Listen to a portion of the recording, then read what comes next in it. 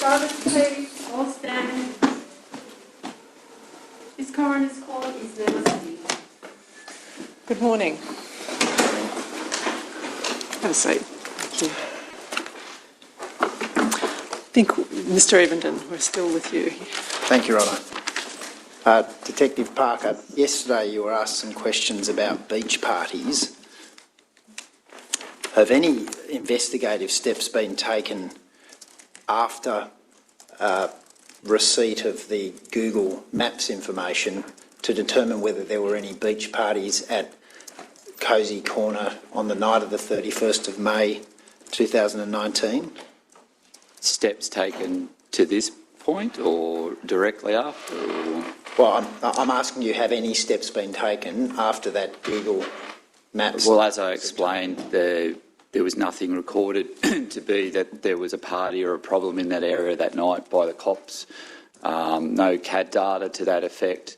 I'm not sure whether those steps could be made to establish if a party that sometime later, obviously once that was all known, and then obviously raised as a concern later, what steps can then be taken to establish if there was a party that night. All right. I'm open to suggestions on that. All right. Has there been any searches by police of Instagram accounts or other social media accounts to see if anyone had posted anything about a party that night? How could I do that? Well, look, I'm asking you. Well, if there was a suggested account or whose account I could search or what people's accounts, I'm open to a suggestion on that as well. All right. Thank you. In relation to the lost Oppo phone, you made some inquiries that you told us about recently and spoke to the lady who was registered to the SIM in that. That's correct. When was it that you spoke to her? Yesterday. All right. And can you just explain in your own words what she told you? I believe I did. That she had around that time that the phone was located, lost it in the vicinity of that area, Cosy Corner area, at a beach party. All right. Did you ask for any more details about that beach party? I just asked if she was available, given it was yesterday morning and I had something on yesterday. That's the inquiries that I made yesterday, and she's available. Okay. So you don't know any more details about how it was organised or how big it was or anything like that? I think I just answered that. The IASK that was put in on the 21st of November 2021 to determine whether Theo's IMEA had been used, is it the case that was the first time that there'd been a search of that type conducted? No. All right. During the investigation, are you able to say at what other times there'd been a search of Theo's IMEA? Yes, to see they were done by... Sorry, let me finish. To see whether the handset had been used? There were, those inquiries were done earlier on by Louise Hawkes. Was that shortly after Theo disappeared? Well, it wasn't before, that's for sure. Detective Parker, I'm just trying to Yes, I'm understand. just answering. It would have been after, and it would have been when she was involved in the investigation. Which was at an early stage, within the first month? I'd have to check the dates, but then I've redone them in case there was activity since that date that they were originally done, because that would only have the record of what was done when those were submitted. So since that time, I've redone them, and then still there's been no activity. Mm-hmm. So, yeah. And the time that you've redone them was on the 21st of November, is that right? I'd have to check the IR submission records for when each one of those were done. I know another one was done then, but then there was another one. Some other ones were done at other times, but I've redone them since. All right. So you're saying you've done them a number of times since Louise Hawkes put in that initial request in relation to the IMEA? I'd have to check the records, the IAS records, but I believe I had done some either IME or SIM inquiries definitely prior to the 21 November. All right. Because if you hadn't, you wouldn't have known from the time that Louise Hawkes did her search whether or not Theo's handset had been used up until November of this year. Is that right? That could be correct. Okay. Now, you were asked some questions yesterday about the finding of Theo's cap, and the location of that was in the area after he had taken a right turn off the sandy track.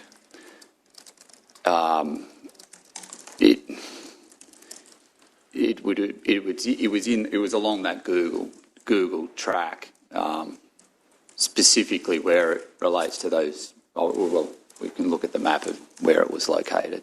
But it was between the sandy track and Tallows Beach, wasn't it? The sandy track is which one? Well, from the top of the Milne track, there's a sandy track that then goes in an almost northerly direction, slightly northeast, that eventually intersects with the road, tarmac road going into the Tallows Creek car park. Yes, the Milne track itself. Well, the Milne track is another. Am I correct in saying the Milne track is another walking track that goes down to Tallows Beach, south of where Theo popped out? Yes, directly straight ahead. Mr. Evenden, we've got maps. Do you want to refer the detective to the map? Because we've got the point where the cap was found, so you can just... Yeah, I'm happy to concede the point it was found on the track. I'd put up a map if I... Or if you take him to where it is in the brief, or... No, I'll just try and get to the point that... Because there's no point going over this. We all know there's a point for where that cap was found, and we know where that is.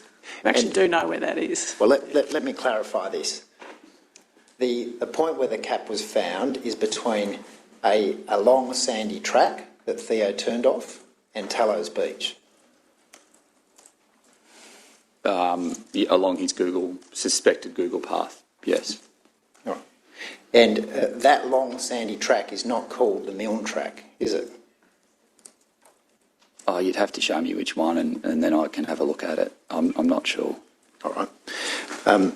The place where Theo turned off the long sandy track was not at the crossroads where there's a lighter footpath heading towards Tallows Beach. Do you agree with that? Oh, I think you're probably better off showing me.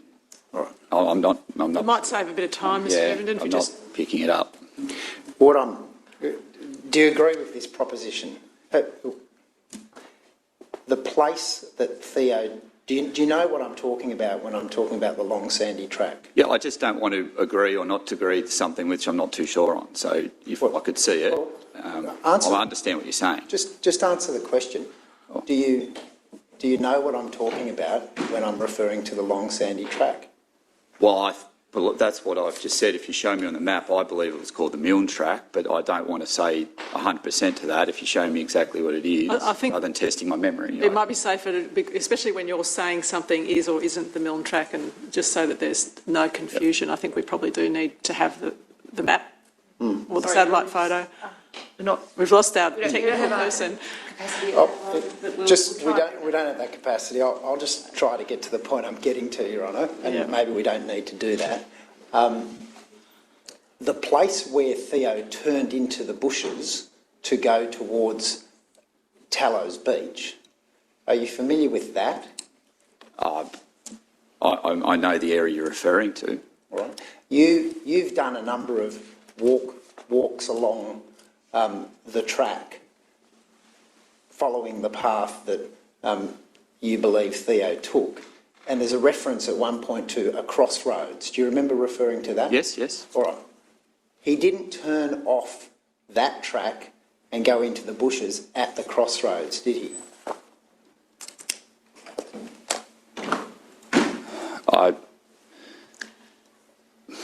Can I suggest we put that on hold until we can put the map up, and then you go back to that, Mr. Freeman, because it's wasting time. Once Theo turned and took this circuitous route through the bushes to Tallow Beach, he went past a homeless camp that a person called Tommy or Helmut Volk was living in. Remember that? He was in that, in that area. All right. And that person was interviewed on the 11th of July.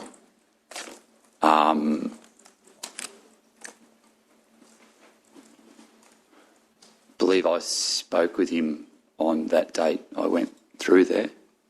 All right.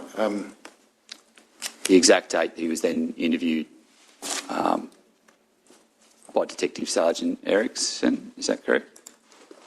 All right. So you're suggesting you believe you spoke to him before I did he speak was to him interviewed? the day I went through there. All right. And took photographs Okay. with Detective Tutt. All right. Do you have volume 6 in front of you? Yep. If you can go to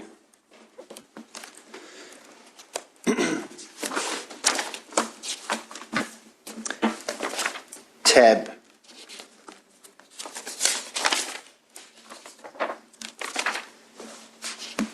19.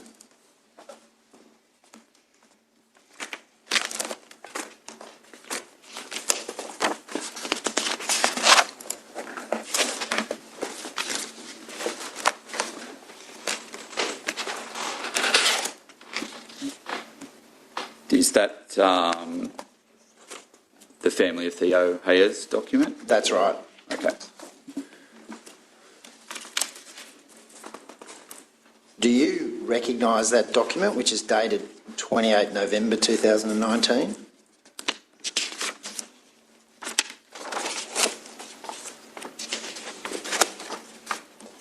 Yes, I believe I've seen that document. All right. Can you go to the top of page 5 and just read the first paragraph?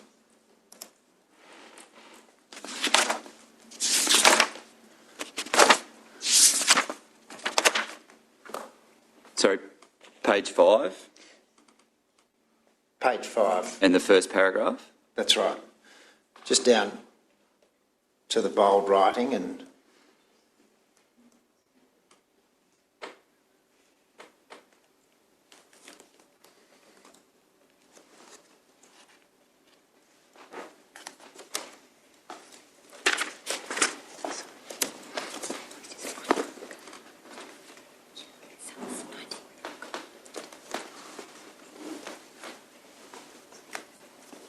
Yes? Have you read that? Yes, I've just read that. Can you also turn to tab 22? Yes? And this is a document that I'd taken you to yesterday. Can you turn to page 13 of that document? And when I'm saying 13, it's the black 13 and the red 14. I've got no red. Okay. All right, so... I've got page 13, I've got page 14. Okay, if you could just have a look at, in particular, page 14 and the photograph down the bottom of page 14, Yes? which shows a campsite with a beach in the background. Yes? And if you can then turn to the top of page 15 Yes? and read those two paragraphs to yourself. The highlighted part and then the underneath? No, just down to below the paragraph below the photo. So starting with during our searches or starting with several days? Starting at the top of the page. In fact, you can read the entire page if that's possible.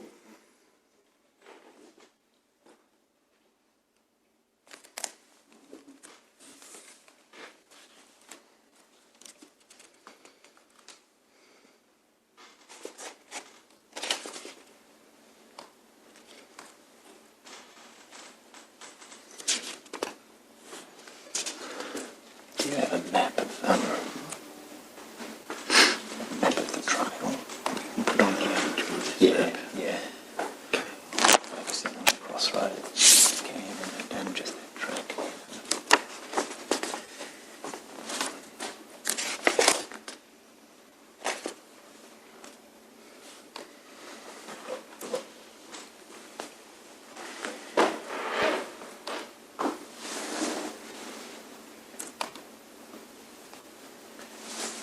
Yes. Has that person, and I don't want you to name that person, been investigated?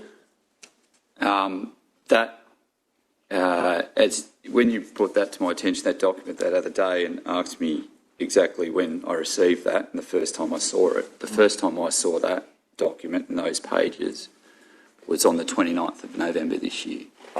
Okay. I've done some subsequent inquiries, very limited inquiries on the New South Wales police system in relation to that. Right. So before you viewed this document, I think your evidence is that that person there'd been no inquiries made in relation to that person? Prior to the 29/11? That's right. Not that I'm aware of. All right. And going back to the part of the family submission that I took you to, where there's a request at the top of page 5, you'd accept that's a reference to the same person. So what Tab 19. I withdraw that.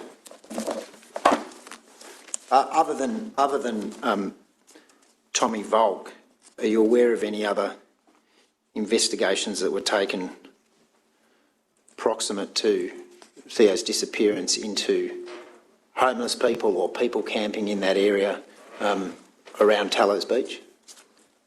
Am I aware of any other investigations into any other persons? No, that identified in that area. I can't say that I am. All right. We haven't put up that. Do you want to put that up? Yeah, sure.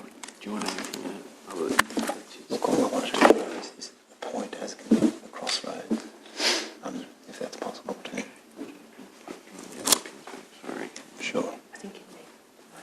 Do you want the yellow pin? Yeah, I'm going to put it back there. Now,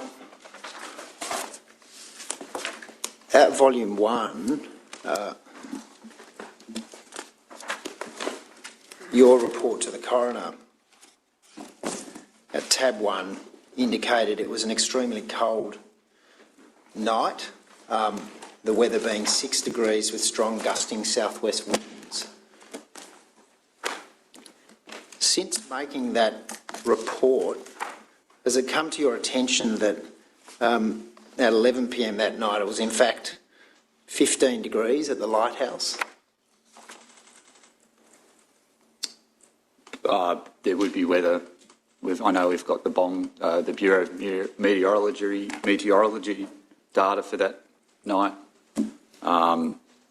Personally wasn't in town that night. I'm not aware of what it was like.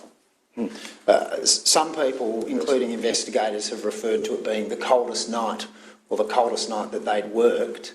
That's correct. Have you seen the observations that are now contained in volume 11 of the brief that show that the night before was in fact colder? No. You haven't? That's something that's been obtained by those assisting, is that right? I don't have that 11, so I can't. All right. 11 of 11. Do you want to go to volume 11, tab 204? I don't have volume 11.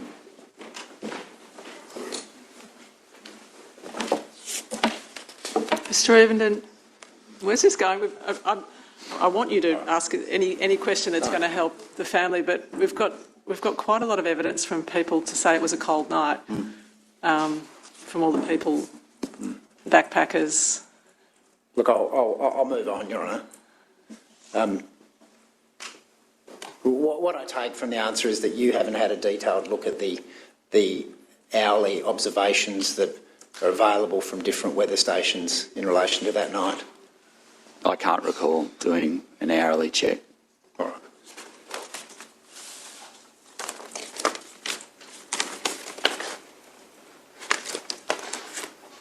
Are you happy to accept now that, in fact, the weather at night, that night, wasn't, as reported in your P79B to the coroner, strong gusting southwest winds, but in fact reasonably light winds around 11 o'clock at night? I'm happy to accept the evidence that people are given on the conditions and the temperature that night. All right.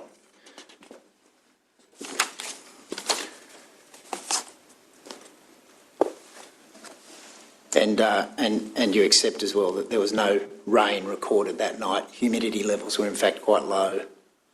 I'd have to have a look at the data to say that. All right. Do you want to just put that map up?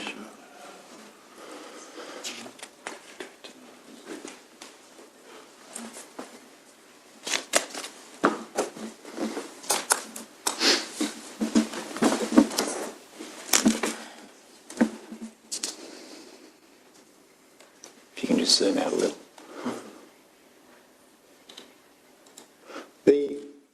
You're looking now at a map on the screen with a large number of yellow pins on it, which are GPS locations from the Google data from Theo's phone. Do you recognise that? Yes. And when that track marked by the yellow pins leaves the residential area, it progresses along a long, straight track through the bush heading to the northeast. Do you see that? It's more a road. All right. And that's... Fire trail. It's a sandy fire trail. Yeah, it's a fire trail. All right. Do you refer to that as the Milne track? Well, that's what it comes up on a map as something. As something? Yeah, Okay. I don't want to say 100% it's the Milne track, but if you go to Google Maps, you pull it up, it's got a name to it. Right. Are you familiar with another walking track which starts very close to where the yellow pins leave the residential area and goes down to the southwest and goes down to Tallows Beach and through that bush area? Are you familiar with that track? Can you show me where you're talking? Maybe you could take control of the cursor, Mr. Evenden. Sure. Sure, yeah. Just,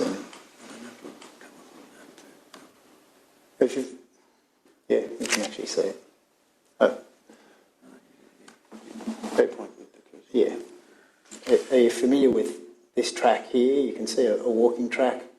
I couldn't say I Goes could see back. a walking track there. All right. Would you accept that that's in fact the Milne track? If you want to look at any national parks literature or anything like that? I can't. You don't know? No. Okay. All right. If you can just go back up. Going now to the Crossroads area, have you had the opportunity to have a detailed look at precisely where it was that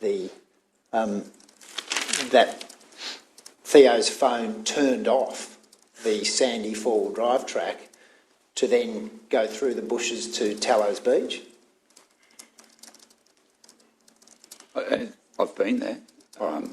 Did you accept that it...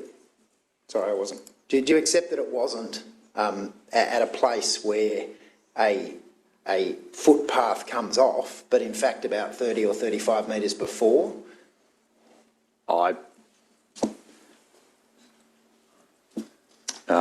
Without going there and viewing the exact GPS at the exact spot, I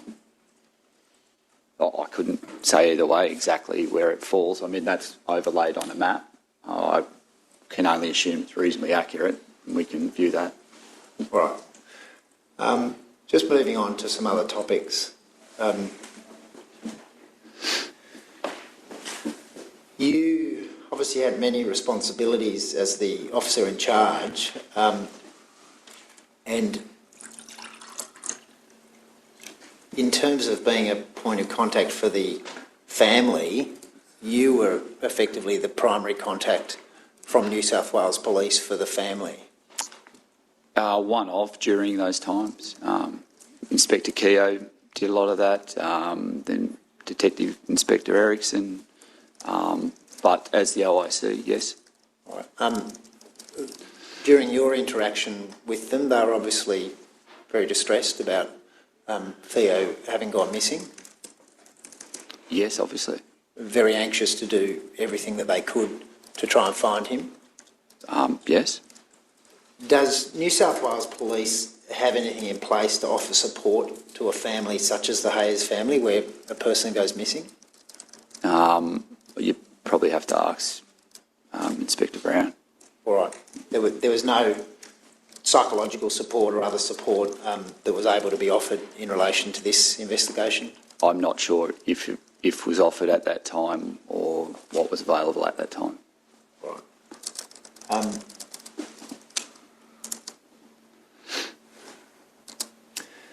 You've been asked some questions about the involvement of Belgian investigators, and they were involved from an early stage. Are you able to tell us what the benefits of their involvement have been?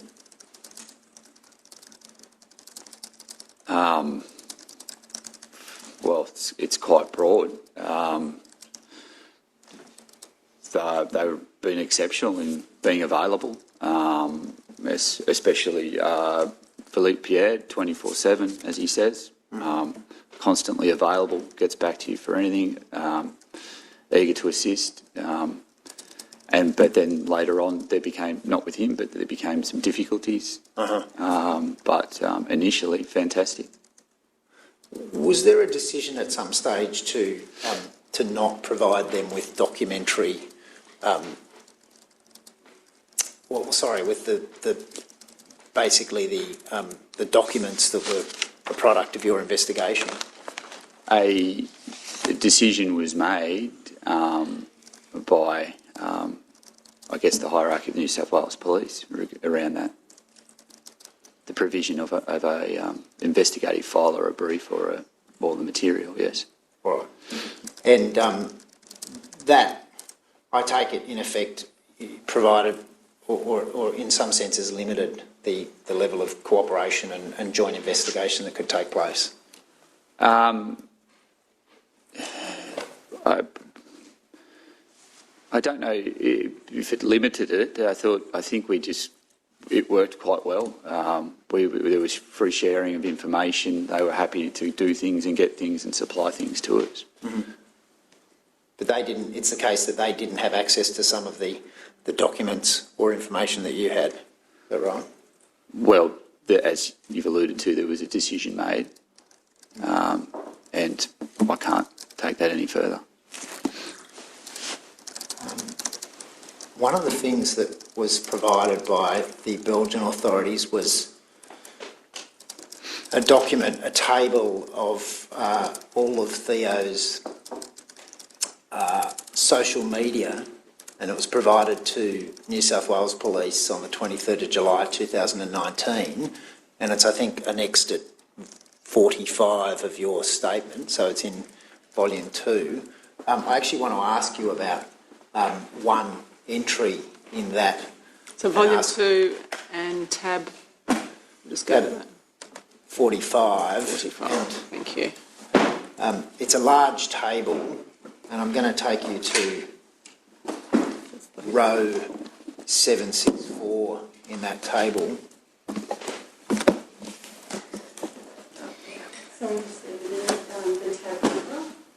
It's 45, annexure 45.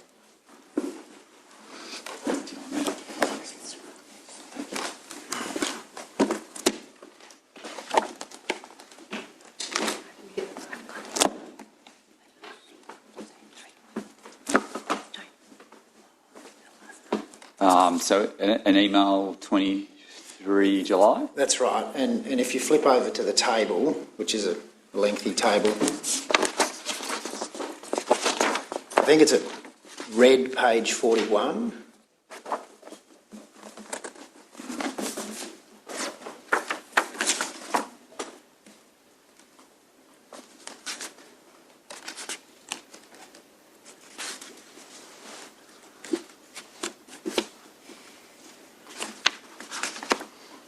I don't have red. No, just the page number, I think, Of 41. is red. Oh, you don't have red page numbers. That's okay. Just go to 38 of 38. Can you see the row numbers on the left of the table? Yes. Go to 764. I think it's 35 of 38 on your numbers. That's right. 764. That's right. And you agree that is an entry on the 1st of June 2019 at 5:23 a.m. and it's said to be a WhatsApp text message from a phone number +49. UTC time. That's right. So, do you see in the remarks, it's clear that, or it says from this moment on, no single message reached the cell phone of Theo, so the cell phone was off. Yes, I can read that. Has there been any investigation to determine who that number belongs to from which the WhatsApp message was sent? Not that I'm aware of, unless Belgium's made some inquiries. All right. I don't know what a +49 All right. would be. You know, so you're not aware that that's a German number? +49? I couldn't assist. Okay. All right. That's something, I presume you can, if you were required to, you can make that sort of inquiry to find out who it was, or you can find out who that number was, even though it's a foreign person. Is that right or not? I don't know that I don't know. All right. All right. So I take it from that you haven't, during the investigation, had to determine the identity or subscriber details of other In my overseas duties, numbers? I've never had to seek a subscriber details for an international phone number, All right. so I can't assist. Now, another, in addition to the assistance you had from Belgian investigators, another important part of searching for Theo was the assistance of community volunteers. Just want to ask you several questions about that. Your statement at paragraph 34 indicates that on the 13th of June, Sorry, Mr. Evan, just let him get to it, and me.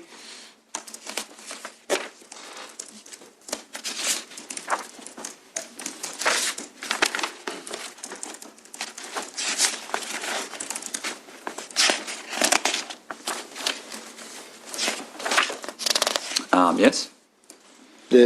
Your statement at paragraph 34 indicates that on the 13th of June, so about 3 days after you'd become fully involved as the OIC, you gave JP and Lisa a copy of the police search area so far. Do you remember giving them That's that correct. document? Yep. So I said that. And you told them that, or you told them to stay away from the Telstra Arc area so as to not contaminate the area being searched? That's correct. Do you remember that conversation? Probably go to my log. Not specifically.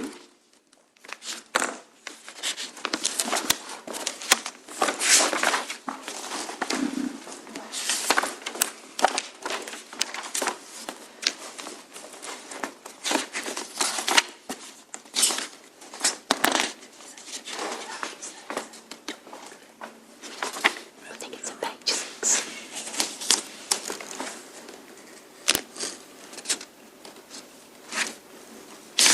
It's at the top of page 6 of your log.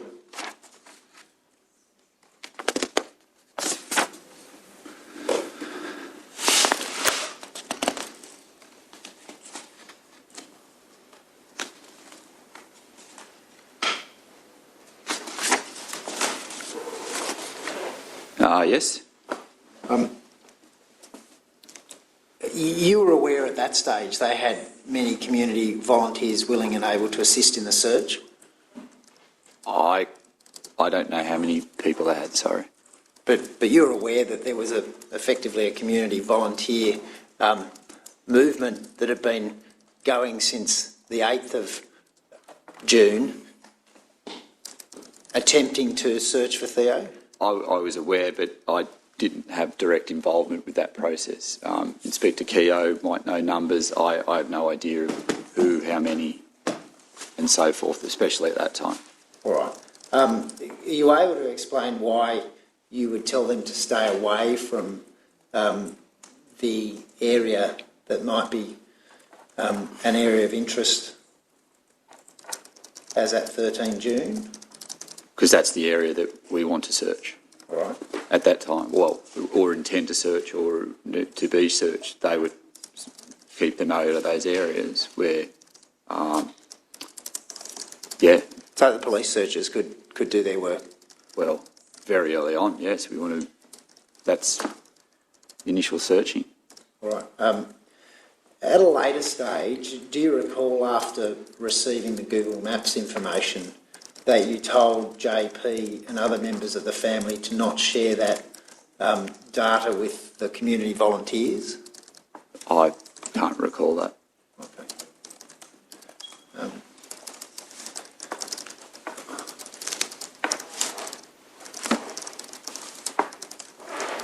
Do you recall telling them that the reason for that was... I withdraw that.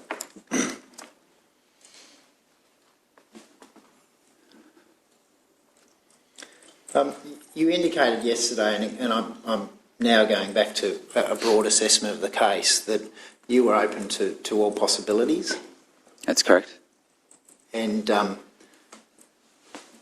think you'd accept that whilst there's been a lot of focus on Theo's phone,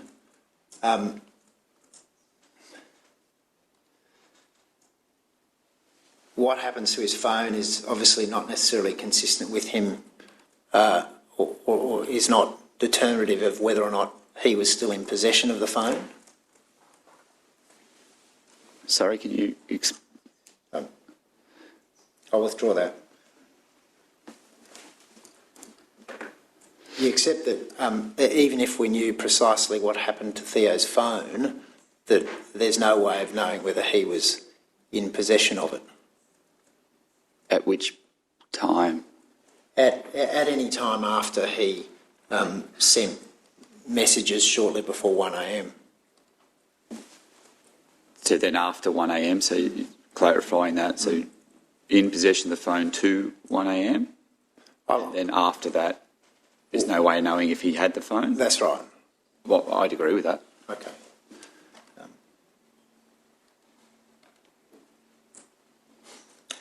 Would you also agree, and we may have covered this yesterday, that given one view, which is a view very strongly held by the family, that he was not alone when he went to Tallows Beach, that it's quite possible that there may well be people in the community who have information about Theo's disappearance?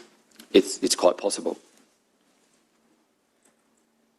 One of the ways in which police encourage people to come forward and provide information is by posting a reward.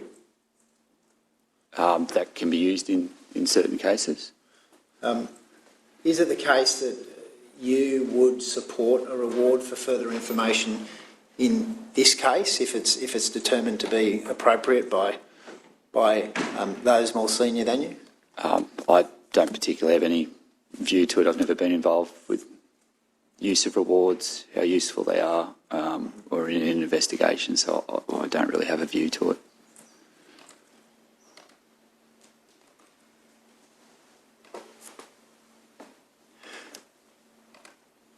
Would you be supportive of a detailed review of the investigation that's been undertaken so far by the Missing Persons Registry, which you've already indicated was not in existence at the time that the investigation started? Happy for anybody to review it. All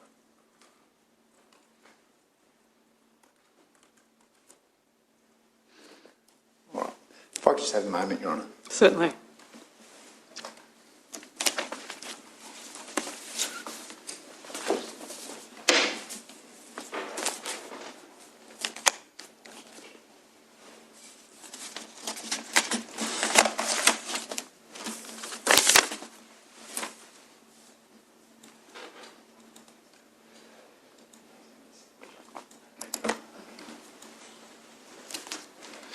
Thank you, Your Honour. Thank you, Detective Parker. Thank you, Mr Everenden. Ms Palmer. Thank you, Your Honour. Detective Parker, you've given a substantial amount of evidence today and yesterday about the range of aspects of this investigation that you've been involved with.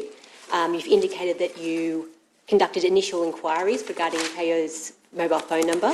Is that correct? That's correct.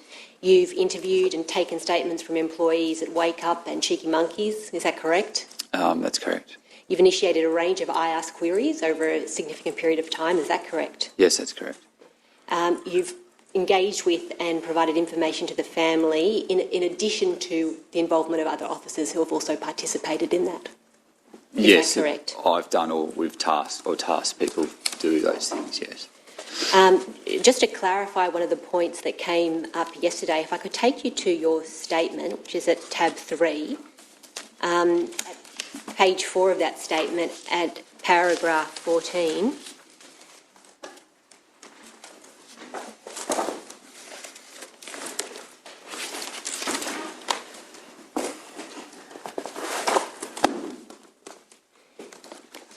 And that was just in relation to a query. I think you said it was difficult to recall exactly which family members you had met with on that day. That day was Monday, the 10th of June. And just indicating that it's there in your statement that you had met with Jean-Philippe, Lisa and Michael. Yes, and on reflection later, I did recall that that was the three that were definitely there. Thank you. Another aspect of your investigation was contacting and obtaining statements from backpackers. Is that correct? Yes, or tasking others to do those. And I think you were asked a question yesterday about a potential meeting on or around the 10th of June with Antoine, and you weren't precisely sure what date that took place. Would that be with Antoine? Well, I'm not sure if it was you with Antoine, but in relation to that, I wanted to take you to your investigator's log, which is at tab 3.6. Yes. And just indicate that there is a record on page 1 of that record that definitely an interview did take place at 10:05 a.m. with Antoine. It's not precisely clear which officer did interview him, but certainly all the relevant details are recorded in that investigator's log, so you and other officers could have reference to it at a later point. Sorry, can you? I'm just. I'll take you precisely to the. Sorry. So just one moment. Does the family need a break? Yeah, okay. Let's have a break. I'll have a break. So I think I know where you're referring to. I think we might have a break. We'll have a short break? Yeah, sure. Yeah.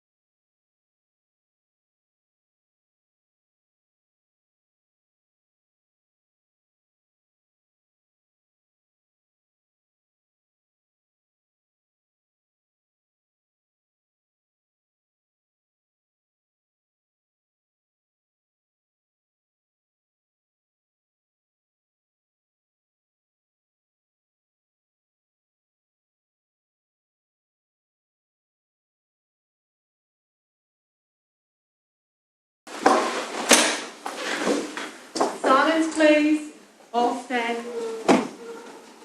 This coroner's court resumes. Thank you. I hope you're feeling better.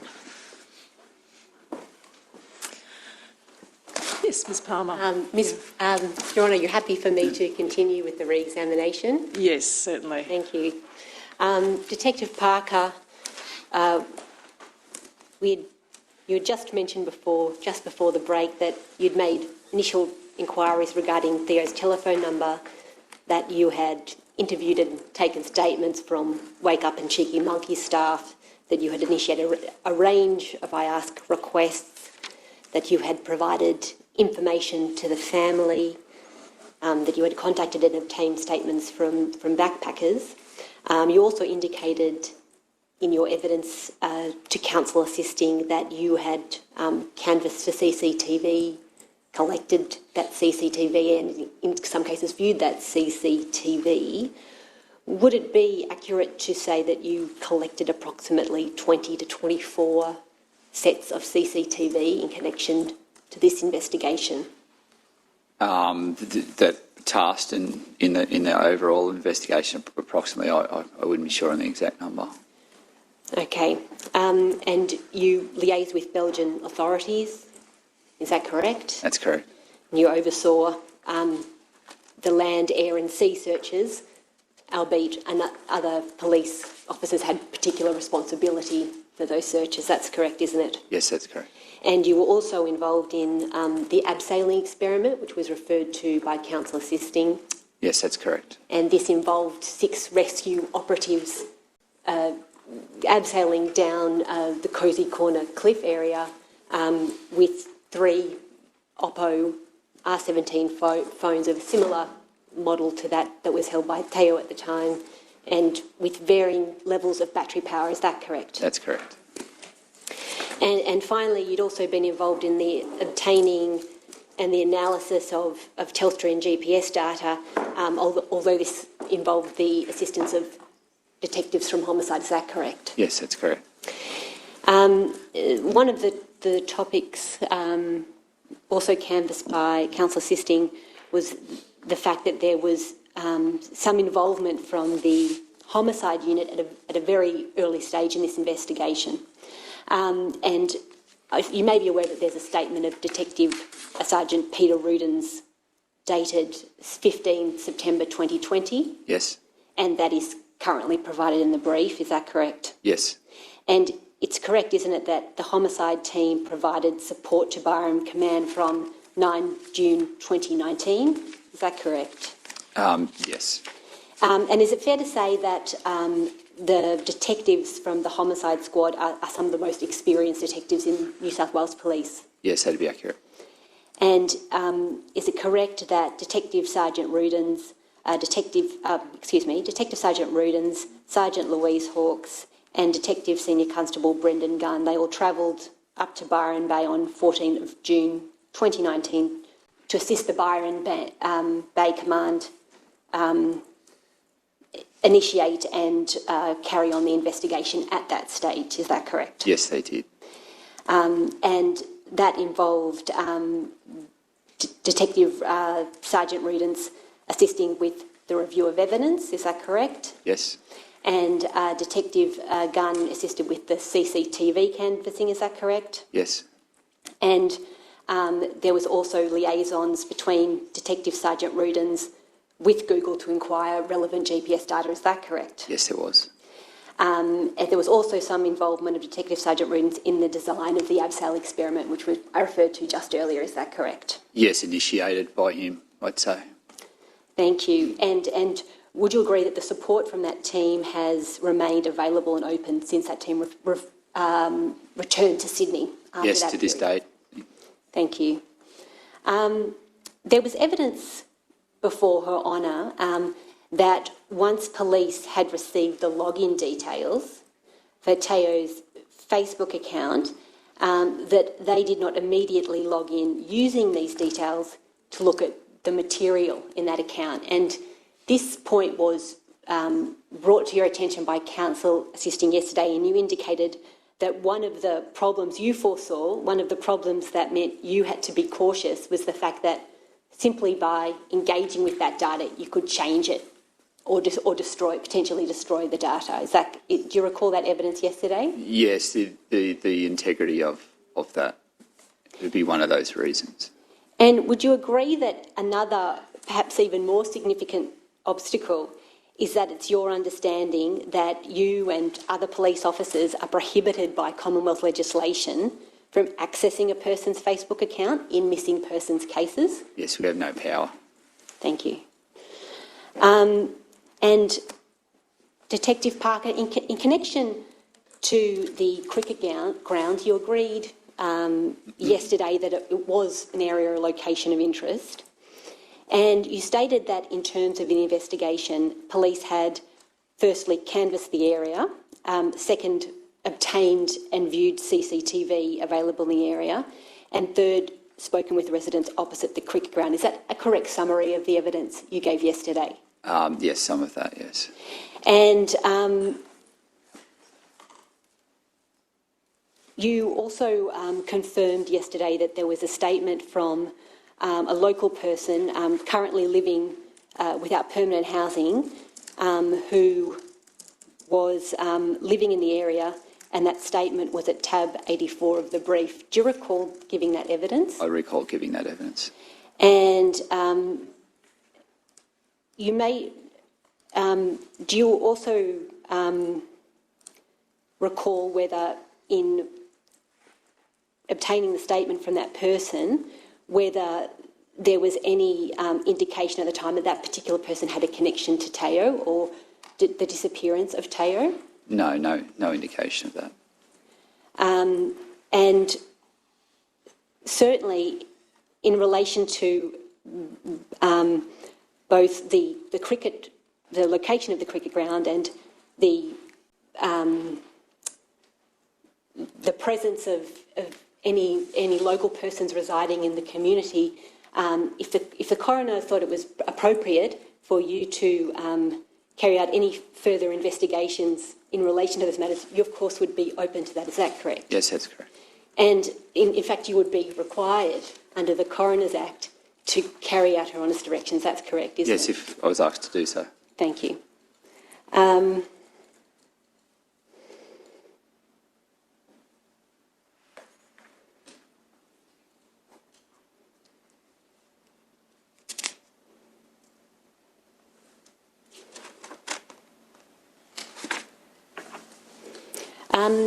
Detective Parker, I'll just take you now to the final few pages of your statement at tab 3. I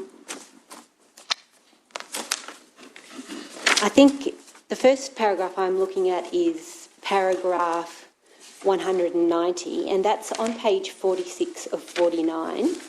Yes. I just think it is, considering the date upon which you made this statement is 23rd July 2020, we're now at December 2021, and I just want to put to you some of these statements and ascertain whether you still agree with those statements or whether there are any changes you would like to make to those statements. So turning first to paragraph 90, and do you have that statement there? I have my statement. Oh, 190? Sorry, do you have that available there? It's at page 46, 49? Oh, great. Detective Parker, do you have that paragraph in front of you now? 190, yes. And I'm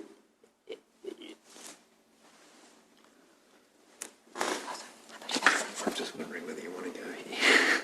if I... That's all. Do you agree with everything in that paragraph I set out there?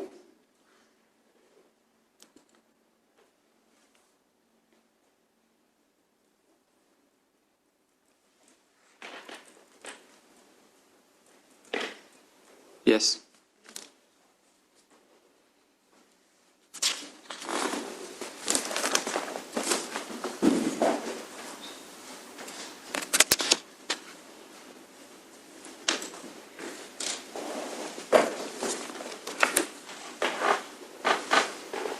And you've indicated in that paragraph that,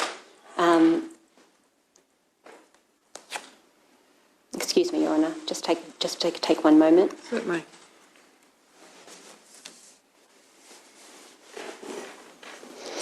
And you've indicated I'll take you now to paragraph 197, which is at page 47 of 49. And you indicate in that paragraph that you cannot explain why Theo has not placed a pin or sought directions to the lighthouse.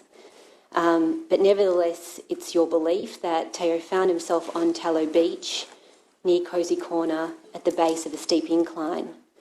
You noted that it was at this point where Theo has used social media to communicate with friends and has viewed a short YouTube video. And is it correct that you still hold the view that that data does not indicate that Theo was under any duress or that he was in the presence of an unknown person or persons? Yes, I'd agree that it doesn't indicate that he would be under any duress, whether he was or was not in the presence of a person. Either way, it wouldn't. And you also indicate at paragraph 198, which is on the next page, page 48 of 49, you indicate that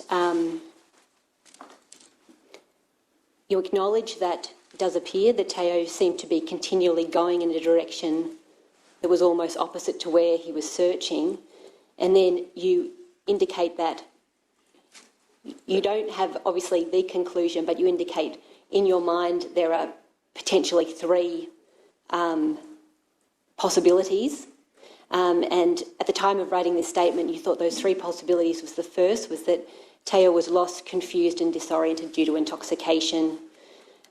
Second, Theo intended to attend Cape Byron. He took risky steps to do so. Or the third possibility, that he was under the direction of an unknown person or persons. Is that still consistent with the view you hold today? Yes, after the first point, I would probably insert an and or an or there, rather than it being one specifically that stands alone. So he was lost, confused and disoriented due to intoxication and or. So I'm not saying that would be that and or he intended. Just so you're that just would be saying that they're not necessarily, one and two are not necessarily not one or the mutually other. exclusive. And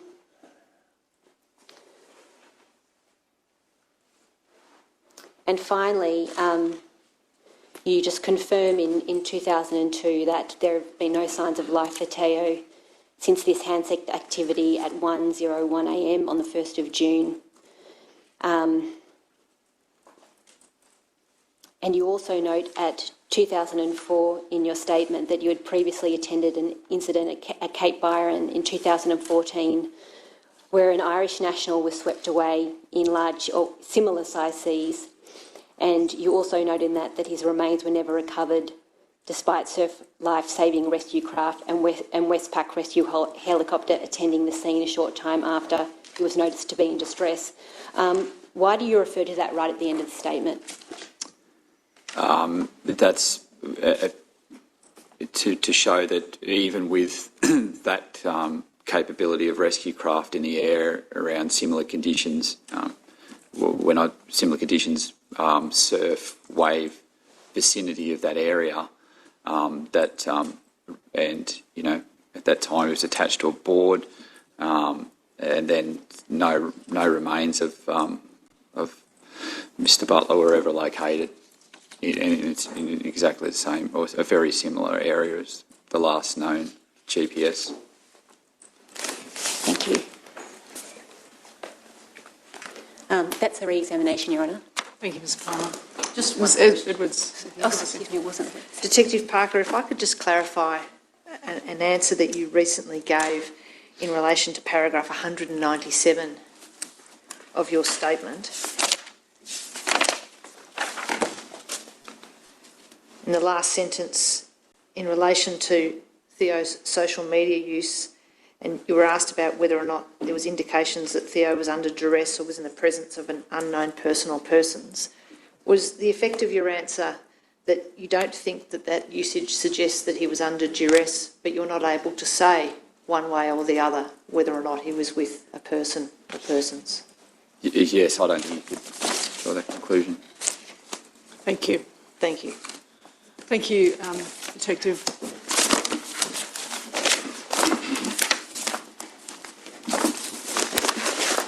Thank you.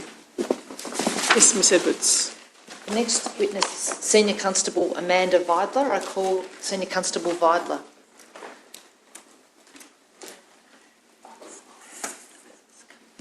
I wrote to you yesterday.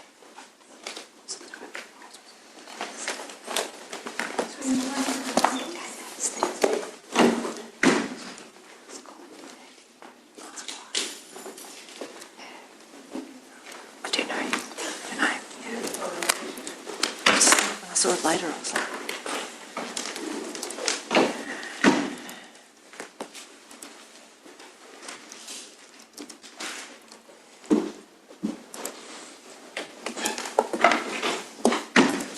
Thank you, Senior Constable.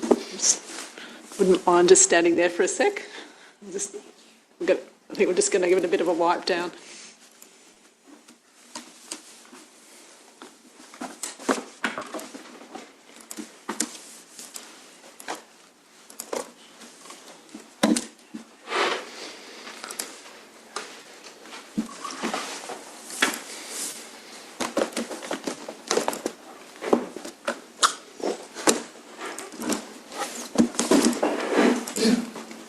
Thank you.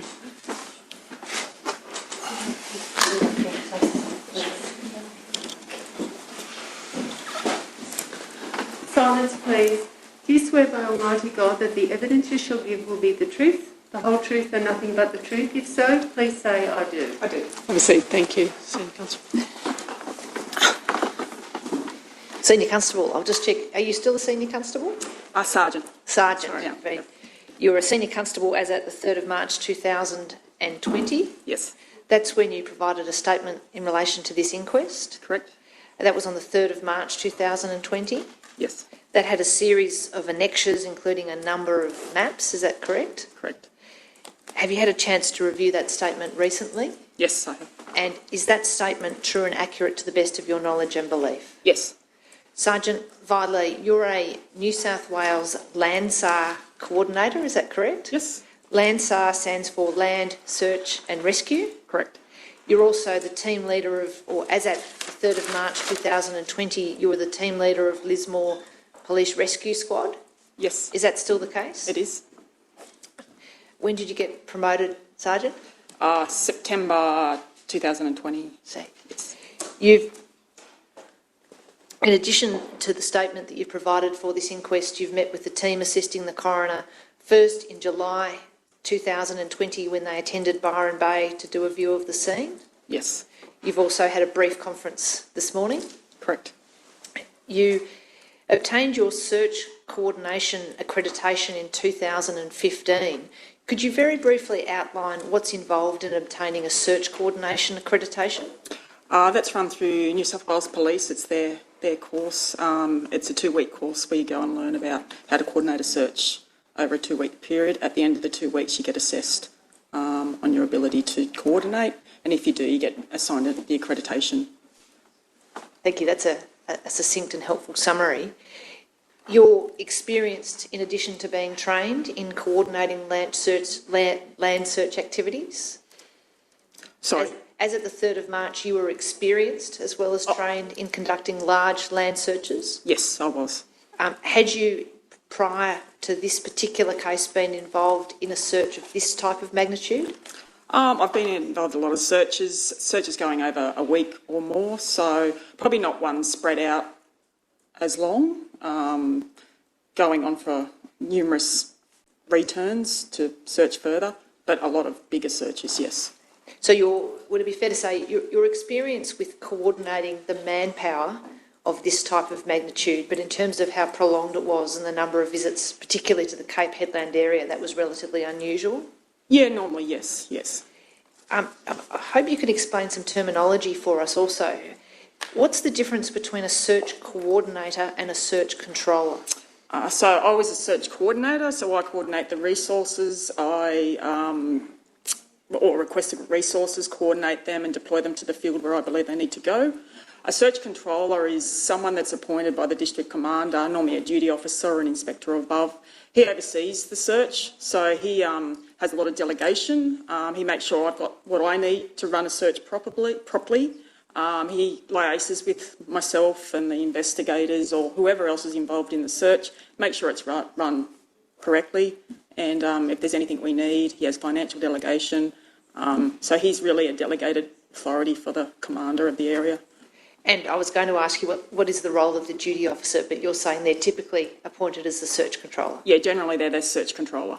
There's consistent reference to an Inspector Hamilton in the brief. Was he the search controller when you were involved as search coordinator? No. Who was the search controller when you were involved, or was it a different person? Yeah, it was Chief Inspector Matt Keogh was mainly my liaison most days, yes. And are they accredited like you are? No. You're also, in terms of your qualifications, CASA certified remote pilot aircraft system pilot. Is that a long way of saying you're a drone pilot? Correct. The drones that you're certified to pilot, do they have any inherent technology? Firstly, do they have an inbuilt camera or facilities to take recordings? Yes, they do. And are those recordings able to be reviewed both live and then stored and played back later? Yes, so you can record them, you can take still photos or you can record a video, records to an SD card in the drone, and then you can later come back and review that, yes. And is that the normal methodology, that is that you would fly the drone and then view the footage later, or are you also viewing the footage as at the time of the drone? Yes, so when you're flying it as the pilot, you can view it as you go on your remote control, and now we have other technology that's come in since then where you can do it live to somewhere else. So a remote person yes, can view the footage as well? So that's come in since, yes. But that wasn't available in 2019? Not really, no. In terms of other inherent technology to the drone, do they have any thermal detection or heat detection facility built in? Yes, so I had one drone that had that built in. It had a camera attached that did that, yes. Did they have any form of metal detection? No. Is that a thing that a drone could have? Not that I'm aware of, and definitely not in New South Wales Police. They could be, but not with New South Wales Police. Yes. If I could take you to your involvement in the disappearance of Theo Hayez, I'm going to start with your limited involvement between the 9th of June and the 17th of June 2019. In your statement, you set out that on the 9th of June, you were advised by leading Senior Constable Papworth that a land search was being conducted for a missing male who had gone missing in the Byron Bay area. Is that correct? Yes. You were aware at that time that that man had been missing since the 31st of May 2019? Yes. The date on which a person is last seen is a matter of significance to a search coordinator, is that right? Absolutely, yes. And that's because you need to be cognisant of what behavioural differences that might make to a person as those days go on, and also where they might be located in relation to that original last point. Yes. You weren't yourself on duty or working on the 9th or 10th of June? No, I was on rest days. You did take the trouble to read a media release, so you had a basic understanding or a précis of the key facts in relation to that? Yes.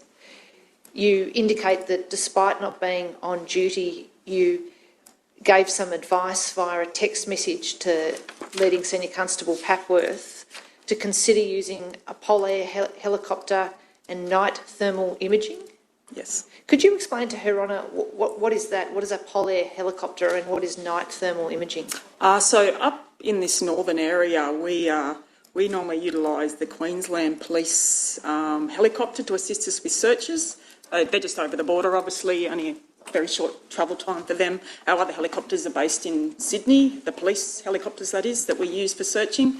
My suggestion was that they have very good quality thermal imaging overnight, and they love to come down and do a sweep over overnight, picks up any heat signatures, and it does an outline they can determine through their pretty high-tech equipment, can outline a human person in bushland and places like that. So we've used them a lot for that kind of work. So you wanted to make sure that that was considered on the 9th of June. To your knowledge, did that happen on the 9th of June? don't know. You made a comment in your statement at paragraph 7 where you say, it's important we understand that profiling available from Dr. Luckin, who is, and that's spelled Luckin, who is Dr. Luckin and what is his profiling? So Dr. Luckin is an expert on timeframe for survival. He's utilised by all the authorities around Australia. He's just an expert on determining when people go missing, working out based on their characteristics and their age, the terrain, the weather, how long they would survive in that location or that area before they would determine to die, I guess, without food or water. And I understand this evidence may be distressing, but was what you were trying to convey to the leading senior constable that if this man went missing on the 31st of May, by the 9th of June, that time frame for survival is rapidly closing? Correct. And so Yes. any heat-based detection needs to be prioritised in terms of time? Yes. Because it may not be available in the days following. Yes. On the 11th of June, you met with Leading Senior Constable Papworth and Senior Constable Sterling to obtain a briefing of their activity to date, and you reviewed their search maps and notes, is that right? Yes. Leading Senior Constable Papworth will give evidence, so I won't ask you to brief the court as to exactly what they were doing. But in terms of a general overview, was it your understanding that search activity had been conducted on both sides of the Cape? And I'll just stop there. In terms of clarity, if you think of the Byron Bay headland with the lighthouse at the top, Watergoes Beach to your left and Cosy Corner to your right, was it your understanding that the headland had been searched already at that stage on both the left and right side? I knew that based on the maps he showed me that morning, the search focused more to the Watergoes side as such. It was, as you could say, smothered in a large residential area and terrain in that side. I know it was touched on the other side, the Tallows Beach side, briefly, but not as much as the other side. Yeah. So the concentration was on the Watergoes side? Yeah. So You've indicated in your statement that you understood their search was guided by two things. Firstly, a mobile phone arc. And in terms of that mobile phone arc, if you take it from me that there's evidence before the coroner of a blue wedge with what's described as a 20-degree sector from a last mobile ping, are you able to say whether that's the mobile phone arc that you're referring to, or is you not able to say? yeah, there was based on the map I seen, it was a red line. A red line? Yeah, Right. that's the only one that That's the only map you saw? Yeah. I'll take you to that map in a moment, but that's your understanding of the mobile phone arc that you're referring to at paragraph 9? Yeah, I believe so, yes. You also make reference to the search being guided by CCTV. Is what you're referring to there, early on in the investigation, there was CCTV footage of a man who was walking at various points on the 31st of May and 1st of June, including near the Byron Bay Police Station, and there was a thought at that stage that that person might have been Theo Hayez? Yes, You now know that that person has been excluded as being Theo, I do, yes. but that's the CCTV you're referring to? That's what I was referring to at the time, yes. Are you able to say in summary form what advice you gave officers Papworth and Sterling on the 11th of June about what they'd been doing so far? We had a briefing in the rescue office, and they showed me where they'd searched and their reasoning behind that based on that CCTV in the arc. And there was an area in that near over Belongil Beach Way that I noticed hadn't been searched because it was in a radius of what could possibly his last known position. I wanted to make sure that was covered off and searched because it's in a high probability area that he could be walking home that night or early in the morning, that it needed to be searched to be sure that he wasn't in there. So Belongle Beach is, of course, the beach nearest to the Wake Up Hostel. Yes. At that stage, police was still of the belief that it was at least possible, even probable, that Theo had walked from Cheeky Monkeys back to the hostel. Yes. You identified an area which was conceivably within the mobile phone last ping area, which hadn't been searched, and you suggested they focus there. Yes. Is there any note of this briefing that you conducted with Papworth and Sterling on the 11th of June? Unless they took some briefing notes, no, I didn't record any notes. I just remember giving him the briefing before I left. You weren't involved personally on the 12th of June, but you've indicated in your statement that Senior Constable Sterling used RPAS Eagle 12. Do I take that's a drone? Yeah, so all our drones are serialised with a name, yeah. He told you that he would be using a drone to search hard-to-reach cliff areas, is that right? Yes, He reported to you that nothing of interest was located, is that right? that's correct. Are you aware whether or not there is a map of the particular areas searched by the drone on that day? No, I believe I did speak to Senior Constable Sterling about it. He did not record where he physically hit the record button to record it and save it to SD card. What about in terms of maps? Is there any rough location? There would be still be able to be downloaded from the RPAS, the drone, a DJI mapping of where that drone flew should be available. What's DJI? Oh, so that's the brand of their drone, sorry, yeah. And would that be GPS coordinates? Or Yeah, would there be it should map the flight where he flew. But it wouldn't have recorded footage as such, just GPS. Just the location? Yeah, yes. And I take it as a accredited drone flyer, the advantage of a drone is that it can reach hard-to-reach areas in places like cliffs without any particular safety concerns that might be present if, for example, abseilers were used. Yeah, absolutely, yes. Are they quite small? How big are the... So they vary in size. We do have small drones and we have larger ones. So the drone he was using was one of the smaller ones because I had the big drone with me. So, yeah. When you say small, are you talking 30 centimetres? Yeah, so, yes. You've made a gesture with your hand. I know, right. Sorry. Maybe that one with the props on it, let's say 40 centimetres, yes. Yeah. When you say that nothing of interest was located, what in particular did you understand that search to be looking for? Was there something specific, for example, like Theo's phone, or was it anything of interest? Well, Senior Constable Sterling was running the search that day. I believe I know the helicopter possibly had searched there and there was boats in the water previous to him being there, but I think he was searching just around there for anything at that stage, whether Theo, a hat, anything like that, relevant to the search.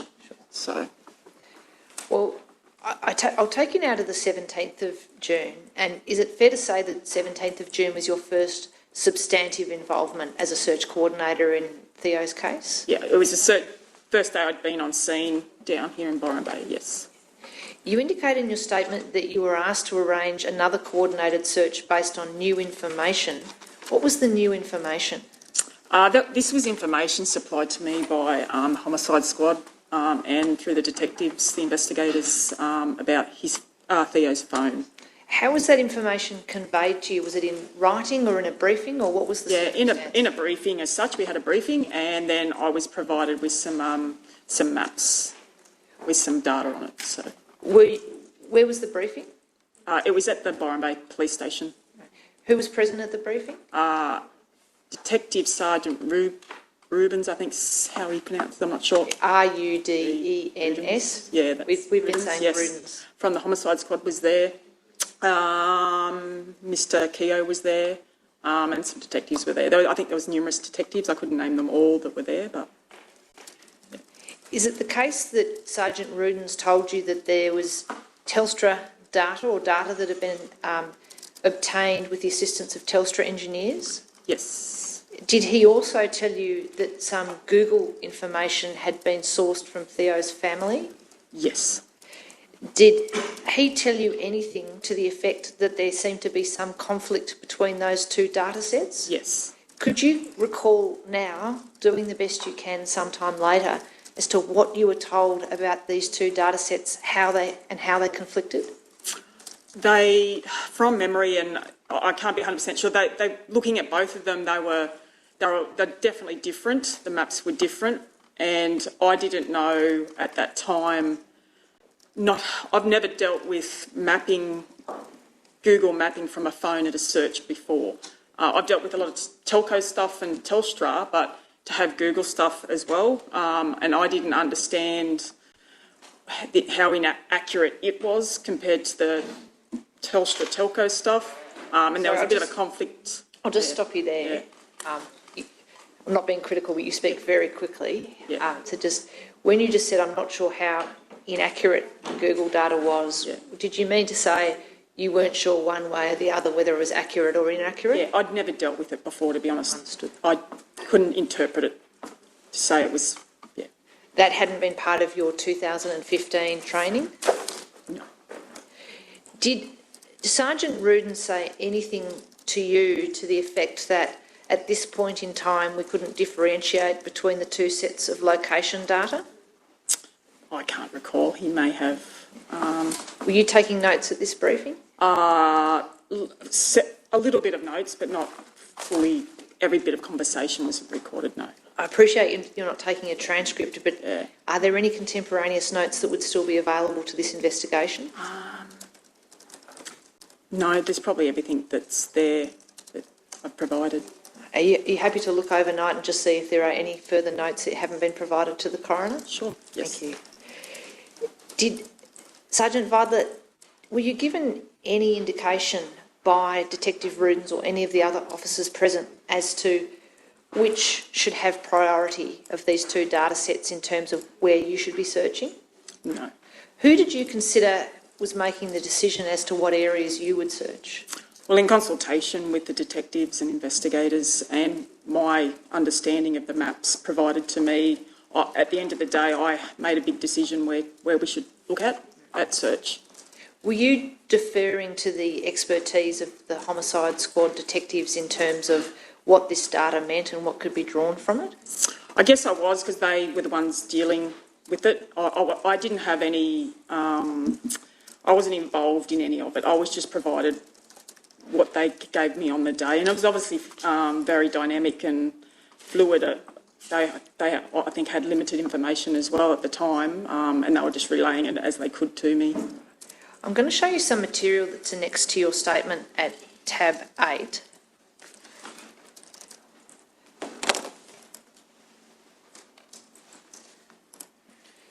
Is this one of the maps you were given on the 17th of June during that briefing at Byron Bay Police Station? That's one, yes. When you referred earlier to a red arc, was that the arc that you were referring to? Yes.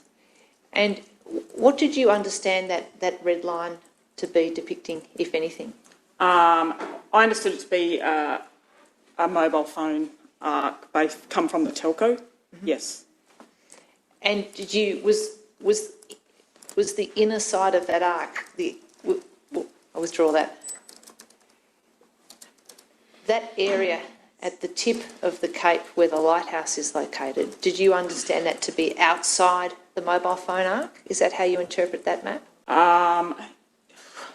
Not really, no, because with arcs, I've found over the years, I've done a lot of searches with arcs and that they're not always 100% correct, and I don't base myself based on my search inside the arc. I always go outside the arc. You're not restricted by the arc? Yeah. But is it your understanding that the area towards the township was what was included, at least yes, according to that? Yeah, definitely. And who gave you this map? Do you recall now? No, I do not. It was definitely at the briefing. So.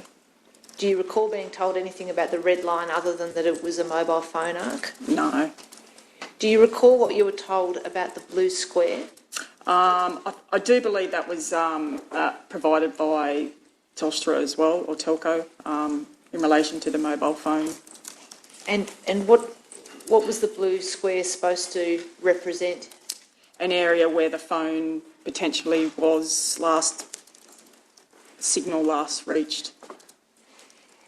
And again, do you recall who was telling you that information as at the briefing? No, I do not. I'm going to show you a second map now.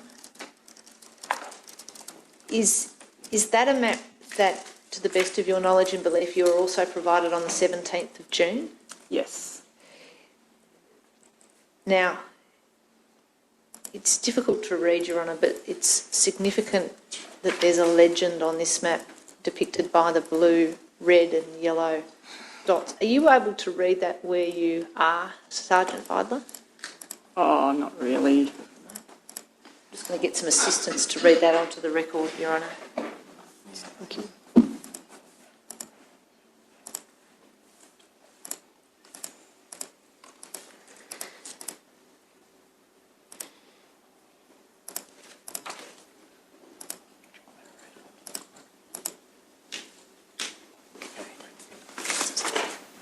Telstra cell ping on the way to Cheeky Monkeys. Is the blue square? Yeah. So the blue square, you're going to have to talk to that. Yeah. The, I'll call those up.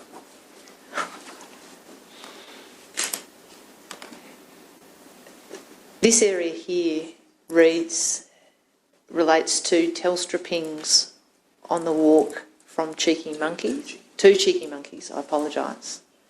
And that's the blue dots. The red dots,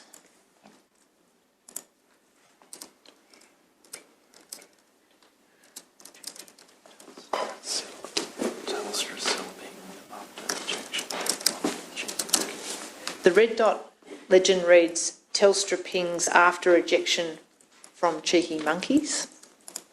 And the yellow reads Google location services. Cut off those Google location services in comparison to Telstra. The yellow legend reads Telstra location, it's all that, Google location services in comparison to Telstra.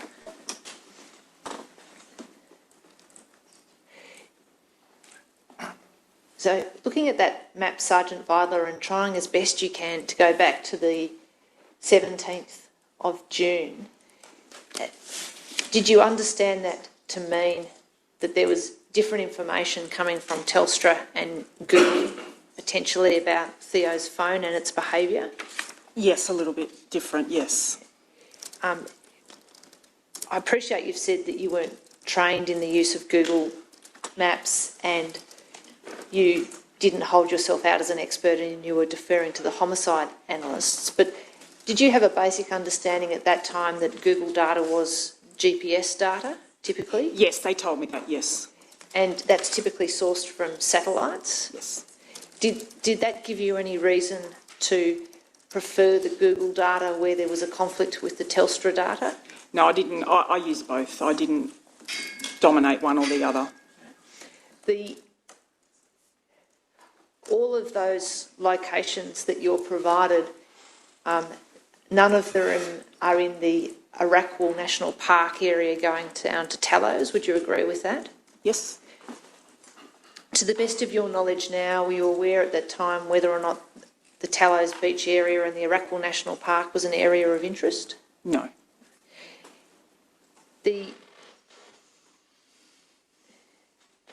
Was it, to the best of your knowledge, these two maps, were they used to inform you as to a potential area of searching? Yes. Were you also taking into account on the 17th of June that previous searches had taken place and so you were looking at whether or not this new information should give rise to new areas? Is that right? Yes.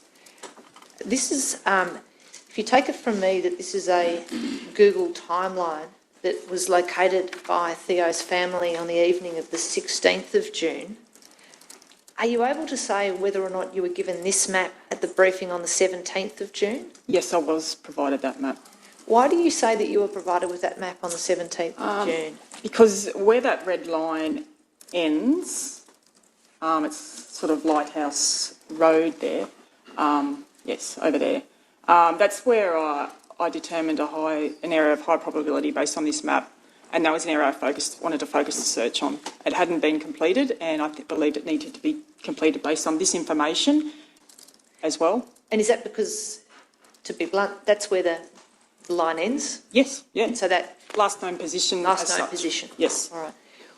What I want to do now is if I can put up on the screen a map. This is a map that has been prepared by you in relation to searches that were conducted on the 17th of June, is that correct? Yes.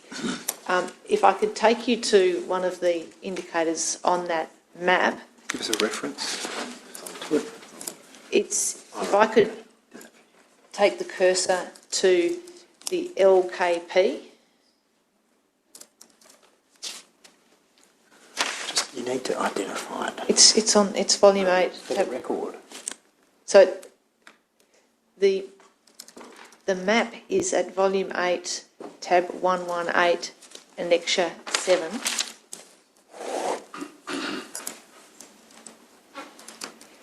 There's a entry on that map that reads LKP male 18 years. Do you see that? Yes.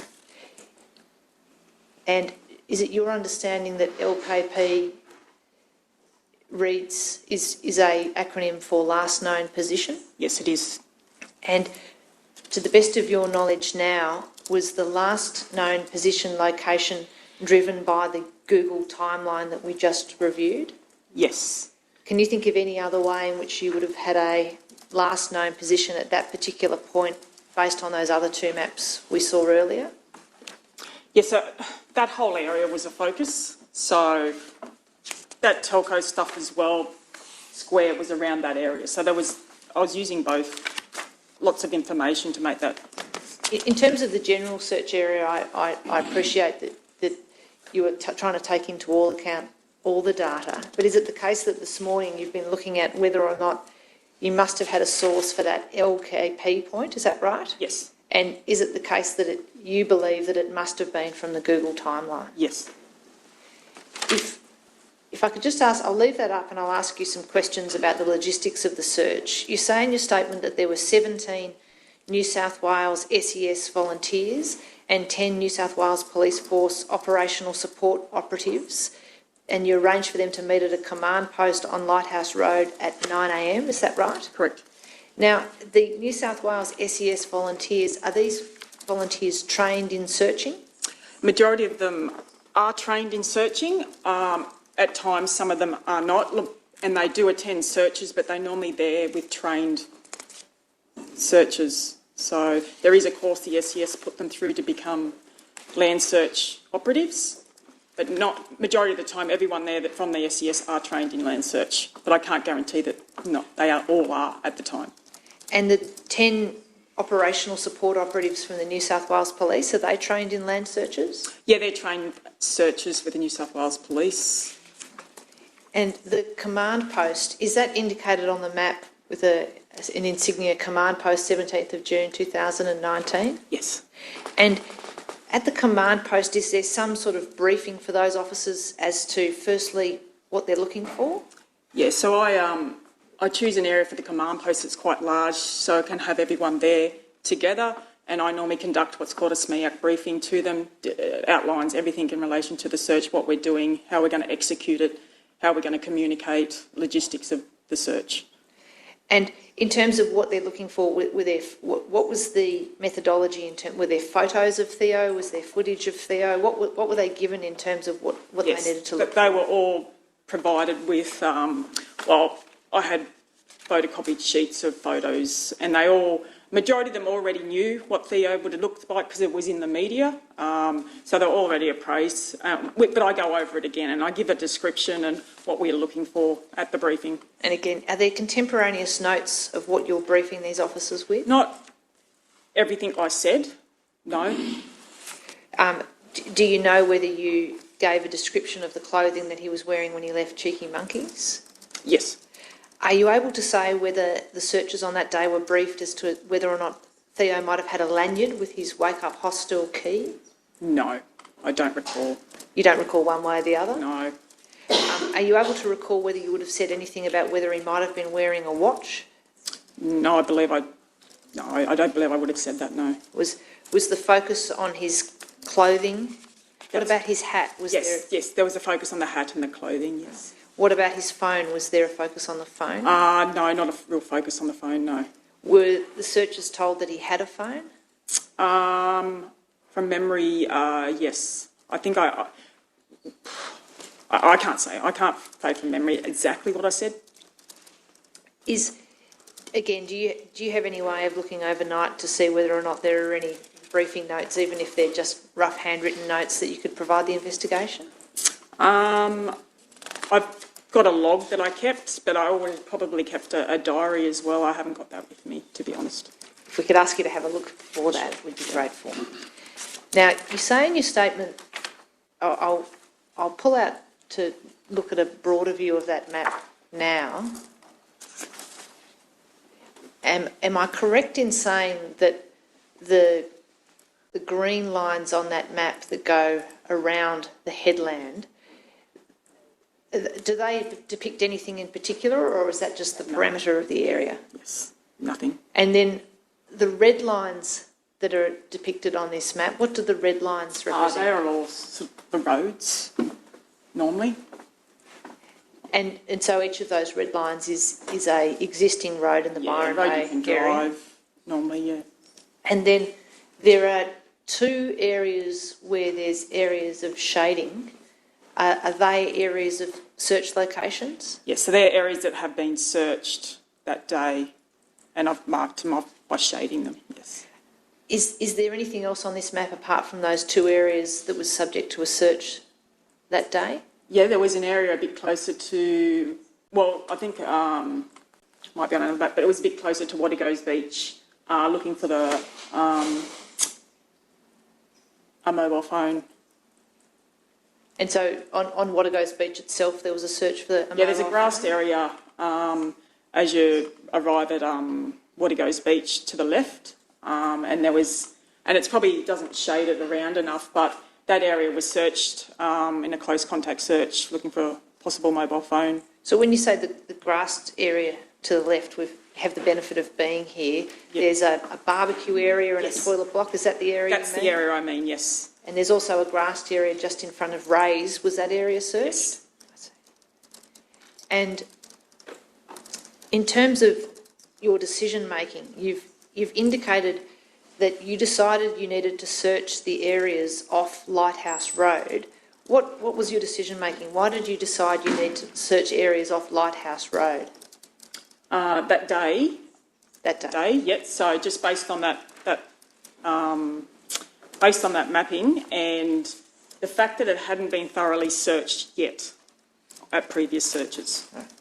Now, is it fair to say that the area at the top of the map, which has a insignia Lismore SES, do you see that area near the Fisherman's Lookout? Yes. Yeah. So that was one search area. Yes. And then if we go down, there's another area that I think reads SES/police, is that right? Yes.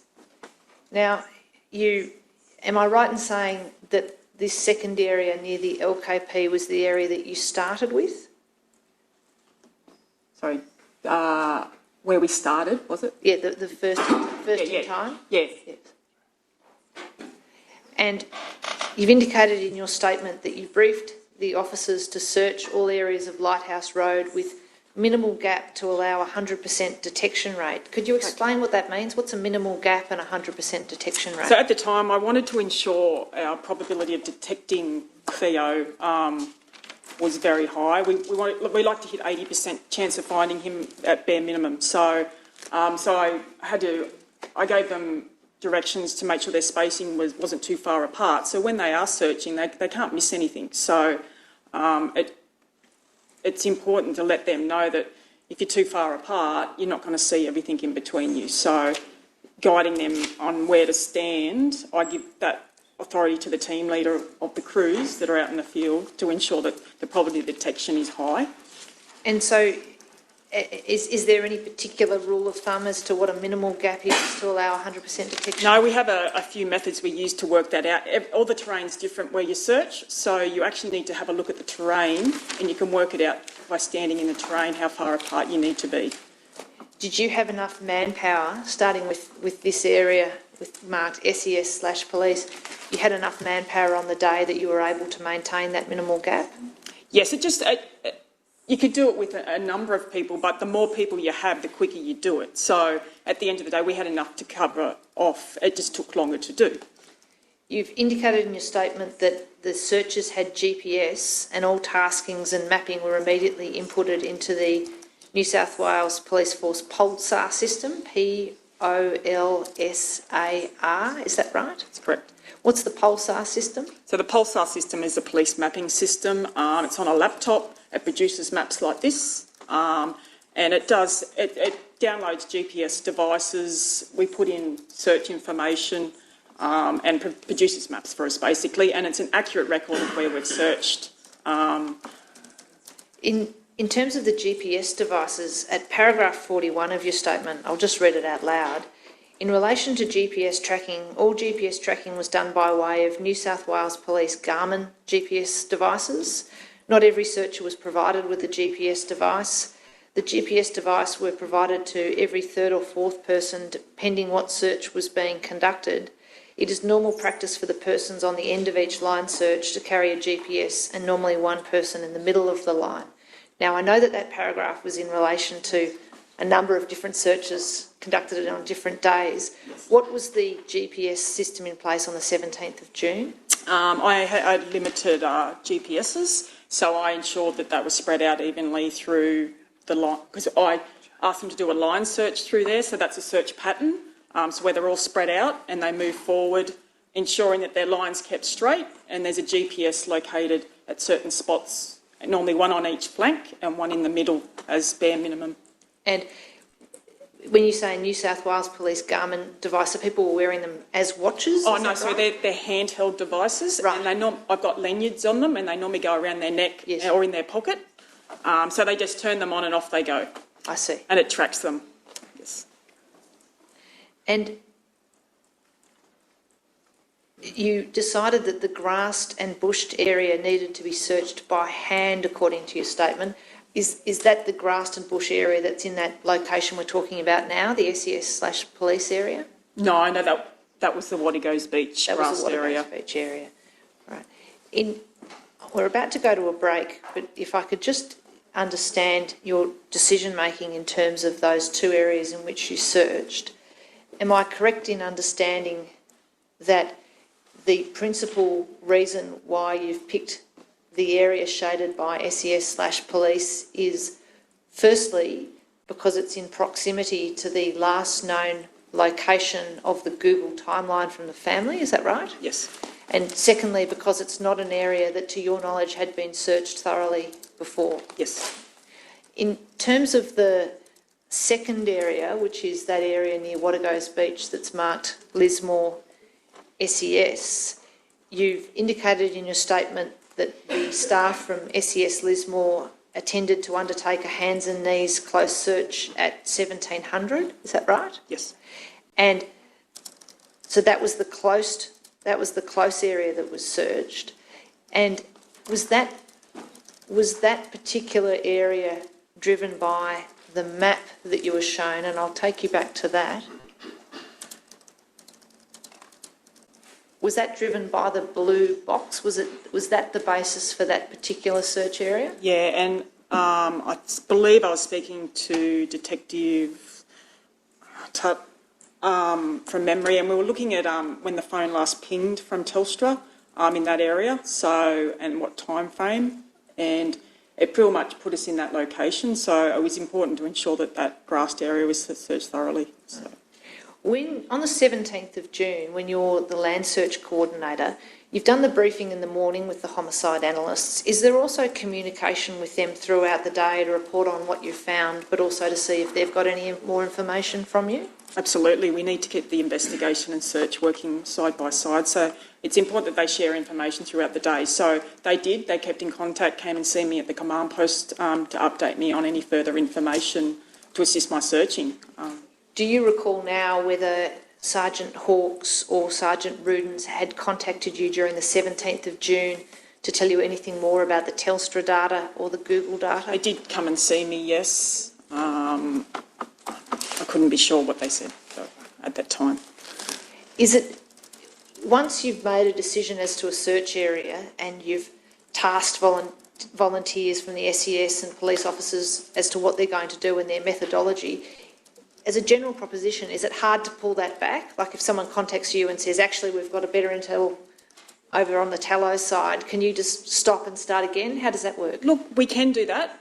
We have to ensure that their information is correct and is factual and a reason to pull the search from here to there. And we have to focus on his last known position and what hasn't been searched already. So if that information is credible and needs to go over there, that absolutely will stop the search there and move it to somewhere else. So. Do I take it that to the best of your memory, you didn't receive any information as at the 17th of June to suggest that the last known position had changed or that there was any suggestion that the last known position was on the eastern side of the Cape? No. Is that a convenient time, Yes. Your Honour? We'll take the lunch adjournment now and resume at 2 o'clock.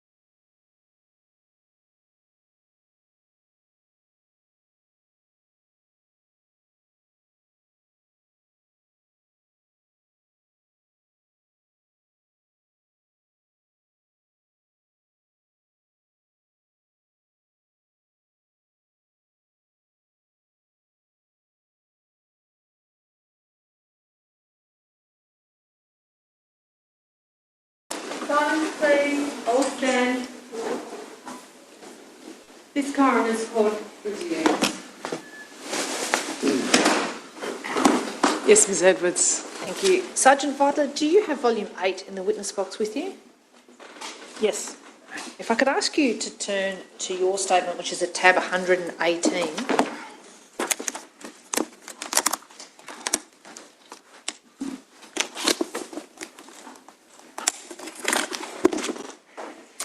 If I could take you to paragraph 17. Yes.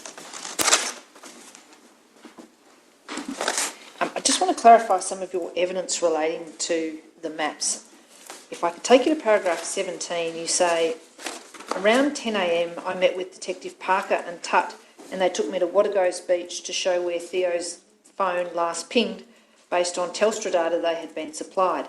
They then showed me a box area on a map indicating his phone signal. If we could just pause there. I appreciate that you're going on your memory, but is it your understanding that that was the map that you were shown at 10 a.m. by Detectives Parker and Tutt? From memory, yes. So earlier I had the understanding from your evidence that that map was provided to you in the morning briefing with Detective Rudens and others. Is it possible that you didn't see that one until 10 a.m? Possible, yes. Would it be fair to say, and I'm not being critical of you, that it's possible that you were provided other maps either at the morning briefing or at 10 a.m? Other maps? Other maps relating to Telstra data Telstra? or mapping? Yes. Possibly. Can't say for sure, to be honest. Is there any way in which you can think we could find out what maps you were provided on the 17th of June in relation to the Telstra work and the Google work? The only maps that I received are the ones that were provided in my statement. I didn't receive any additional ones. If I did, I would have kept them if I received any other ones. Is there any way we could work out at what day you were provided those maps and at what time? One's via email, yes. Well, again, providing you a list of inquiries overnight, I might add that to it if you don't mind. Because I'll move on now. Oh, sorry, before I do move on, if I could go to the second map at Annexure 8 of tab 118. Looking at that map, we've already gone through some of your decision making relating to the 17th of June. You've indicated that one area of interest was the last Telstra ping. Yes. You've indicated that another area of interest was the last known location. You've also indicated that you had reviewed prior maps and you were interested in areas that hadn't been thoroughly searched. Yes. Do you recall anything else in terms of the decision making about the search area that was influenced by this particular map? It may have been, without being able to read that closely, the timing on those, the boxes. I can't read that. Perhaps Sergeant Bedlam might be able to use the briefing. She might have a brief in front of her with a clearer... Yes, so it's Annexure 8 of tab 118. I'm not sure it will be much clearer, but right. Thank you for the attempt. Oh, yeah, no, it's not, sorry. Sorry, apologies. Just in terms of how the timing might have influenced you, could you explain what significance you would have placed on that? Well, I had a timing that put in that particular area at Watergoes Beach is the last area. So. And were you using any type of experience or training to assess where Theo might have been coming from or going to? Was that part of your decision making? Not at that stage, no. Were you doing anything in terms of timing, as in if this was his last known point at a certain time where he might be expected to reach, taking into account so we take into account search strategies. It's taken into account how far they would travel over land based on terrain, their age, clues, all sorts of stuff. It's all based around statistical, theoretical, deductive and subjective kind of strategies. So we take that all into account. So if he was been missing for 5 hours, how far could he travel in 5 hours as such? When you're referring to all of those considerations, is that written down into a computer program or written in notes, or is that in your head? Yeah, no, we follow what's called the National Search and Rescue Manual, in that it's a guide for us to work that out. It has everything in there that we need as a reference guide to that kind of stuff. And do you recall performing any of those calculations in relation to the 17th of June? No. I take it you're not ruling it out, you just don't recall, is that right? No, I didn't rule it out. I definitely didn't do it because he'd been missing since the 31st of May, and it now was a long time off there. And to work out from that point over his last known position based on that Telstra data from that time would put him obviously east of that and north of that is all CC. So, yeah. Well, I'll move now, unless you can indicate whether or not there's anything else in terms of your decision making on the 17th, I'll move to the 20th. Is there anything else you wanted to add? No. I'll take you to the 20th of June, and your statement indicates that on that day you were tasked to coordinate a search based on data linked to Theo's Google account. If I take you to your statement at paragraph 19, you indicate that you travelled to Byron Bay with 2 or 3 Lismore Police Rescue operatives, and there you met with Detective Sergeant Grant Erickson. You say, it was there I was provided with data that linked to Theo's phone from Google. Now, if I take you to the timeline that's at annexion 9 of your statement, you'd agree with me that at least at the time you're writing your statement, that would seem to imply that you received that timeline on the 20th of June? No, that one was definitely the day before. When you say the day before, do you mean Oh, so the 19th. the Sorry. 19th of June or the 17th of June? Oh, sorry, yes. Sorry, no. So that's the first day, the 17th, yes. And just to clarify that change, is it the case that today, when you were reviewing the map from the 17th of March, you noted that there was a last known location point on the map of the 17th of... Withdraw that, I've used the wrong date, I'm sorry. Is it the case that today you were looking at the map from the 17th of June and you've identified that there's an indication on that map of the last known location point? I'll take you back to the map of the 17th of June.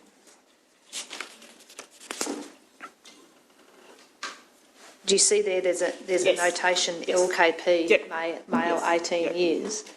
And is it your evidence that you consider that you must have received the timeline on the 17th of June, because that would be the only source of information you would have to have that as the last known position? Is that correct? Yes. Is there any... You can't think of any other reason why you might have been given that particular location as the last known position without the Google timeline? No, it was merely that and the fact that it hadn't been searched thoroughly. So.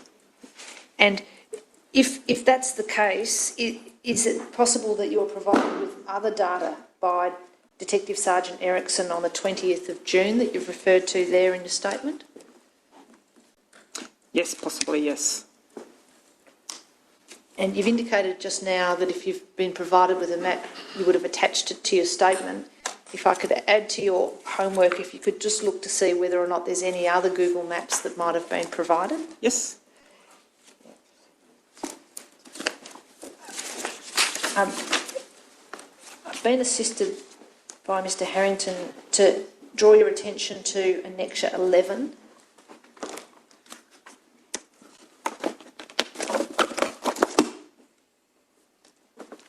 Yes. Do you know what this information is at Annexure 11? Yeah, it's the Google information I received. And do you recall when you received the information in this annexure? Yeah, it was... I received it on email, I believe, because I printed it out, so I would have to just go back and have a look at that. I don't know off the top of my head. So. What use, if any, did you make of this information in relation to searching areas? So I started to plot some of those. As you can see, it has latitude and longitude. I started to plot some of that on a map, on that pulsar, police pulsar system. And do you recall when you did that? Oh, it was... I couldn't tell you exactly, no. Is that something you might be able to work out from reference to your email and when you received this data? Yes. if you go on in your statement to say at paragraph 20, I decided based on previous search areas and current data that we needed to search the area close to Cosy Corner and Tallows Beach. Is that right?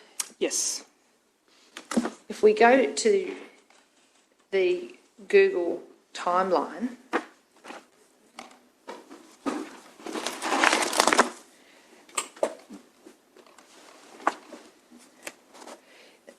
part of that Google timeline depicts a red line going from the start of the green area, which if you take from me is the Arakwal National Park, through the Arakwal National Park, down Tallows Beach, with the last point being the area on Lighthouse Road that you've been giving evidence about today. Is it your recollection now that the significance of this map was that it showed that Theo may have passed through the Arakwal National Park on his way to Tallows Beach? Yes. And you decided, was it based on your understanding that you decided that it would be worthwhile to search Cosy Corner and Tallows Beach? Yes, definitely. What was your understanding as at the 20th of June as to how much, if any, searching had occurred in this particular area before? I was just going off previous maps by the previous coordinators about what they searched. So that's the only information I had to know how much had been already searched there. And was that a bit? Not at all? Some? No, there was a little bit of searching done there. I don't know how thorough it was or what type of search pattern they used to search that area. All I know is there was some searching done, yes. Your statement says that you arranged for the Police, Volunteer Rescue Association, Cadaver Dog and police divers to attend the command post on the 20th of June. Yes. Who are the Volunteer Rescue Association? They're called the VRA, so they're a volunteer service that assists, that are delegated by the police to conduct search and rescue in a designated area, so that they look after the Brunswick Byron area as volunteers. They look after search and rescue for this area. And are they trained in land searching? Yeah, I can't tell you to what extent they are trained in land search, no. Is it the case that you don't want to give evidence that's incorrect, that one member may not have had that training, but that's right. Some of them would likely have, is that right? I really don't know, to be honest. They're trained in search and in rescue, general land rescue. I don't know in relation to land search and rescue. So I'm going to take you to the map at Exhibit or Annexure 13.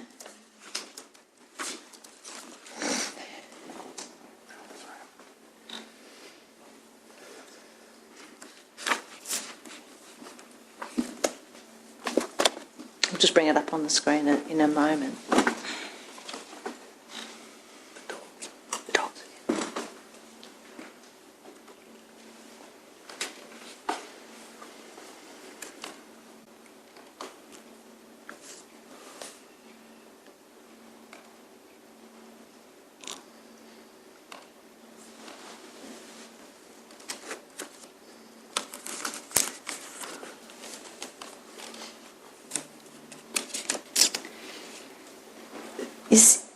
This is marked on the map as cadaver dog tracks, is that right? yes, There's a black line on that map that commences just below the heading Fisherman's Lookout. Can you see that? yes, And then goes what appears to be across the headland into the Cosy Corner side of the headland, but near the lighthouse area, is that right? yes. Or near the lighthouse cottage area, perhaps? The last part of the black line, are you able to say? Just, you got the date on the map? 20th. No, sorry. You can't see? So, yeah, I can see the Cosy Corner. Yes. Oh, have you got the... Yeah. Oh, that's better. Yep. Yeah, so that, yeah, in there. Yeah. Is that what you mean? Or? Yes. Yep. In terms of the cadaver dogs, do you recall now how many dogs were involved? From memory, 2. And I apologise for asking this question, but do the cadaver dogs have a specific training in locating dead bodies as opposed to people who are alive? Yes. And was it the view by employing these dogs that the window for survival had passed? Yes, they all have, without being a trainer or a handler of those dogs, they have, for us to get them deployed to us, they have to meet conditions of the circumstances involved. So they choose which kind of dog comes to our location, and they... That's not dictated by you? No, not at all. And I appreciate, I'm asking you now as a search coordinator rather than someone with specific expertise, but is it your understanding that the dogs walked along that trail marked by the black markings that started near Wattagoes and the Fisherman's Lookout, and are just taken through areas to see if they detect anything? Is that right? Yes, so they everywhere they went was GPS tracked, yes. You've anticipated my next question, which is, are the dogs GPS tracked or the handlers? No, the GPS handlers, unless they put one on the dog, but yeah. And is that, again, around the neck? Is that your understanding? Majority of the time I'll hand them a GPS, but a lot of the handlers, whether they're cadaver dogs or GP dogs, a lot of them use their own GPS device, and then they give me the data and I put it on the map. So that's come straight from a GPS device. You just said whether they're cadaver dogs or GP dogs. What are GP dogs? Oh, general purpose dogs. And what do general purpose dogs do? They track people through bush or different, a lot of different things. Yeah. So I'll show you another map now from Exhibit 19.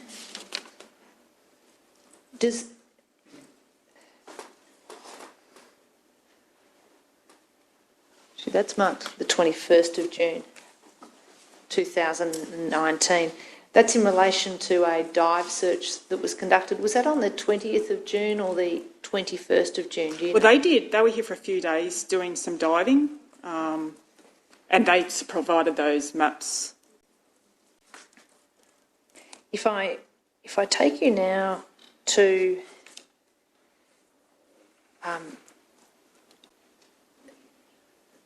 the map at Exhibit or Annexure 20. Is this a map that you prepared? Yes. And is that called an all areas search map? Oh, you could say that, yes. It just covered the whole area on the day, yes. Now, does this cover the search areas on the 20th of June? Yes. The area between Fisherman's Lookout and Wattagoes Beach is a shaded area. You've given some evidence already that on the 17th of June, a similar area to that was the bushland, was searched by hand. There's an entry in that shaded area that reads police divers. Is it your understanding that police divers searched that square area? They searched in and around that area, yes. Yeah. And the other shaded area is near Cosy Corner, or on the Cosy Corner side of the headland, is that right? Yes.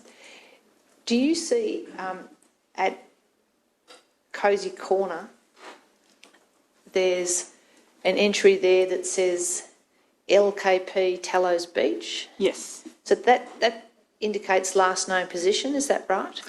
It does, yes. So what can you tell us about why the LKP has changed from the 17th to the 20th? So my focus there that particular day was that shaded area, Tallows/Cosy Corner.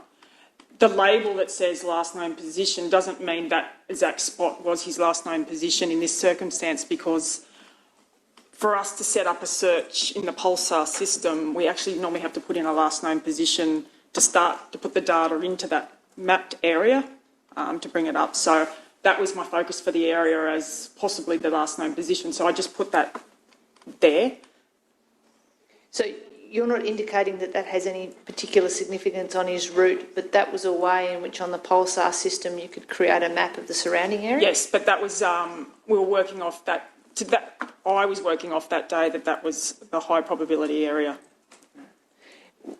There's evidence before the coroner that Theo was at that northern end of Cosy Corner at Tallows Beach at about 12:05. Yes. And there was a GPS point for him at 12:05. Is it possible that was the basis of the LKP? Yeah, it was near there, yes. What was the methodology of the searching that was used in this shaded area in the vicinity of Cosy Corner? The search pattern we used, Yes. it was a line search. So basically, what that is, everyone's spread out in one straight line and moving forward together, leaving limited gaps.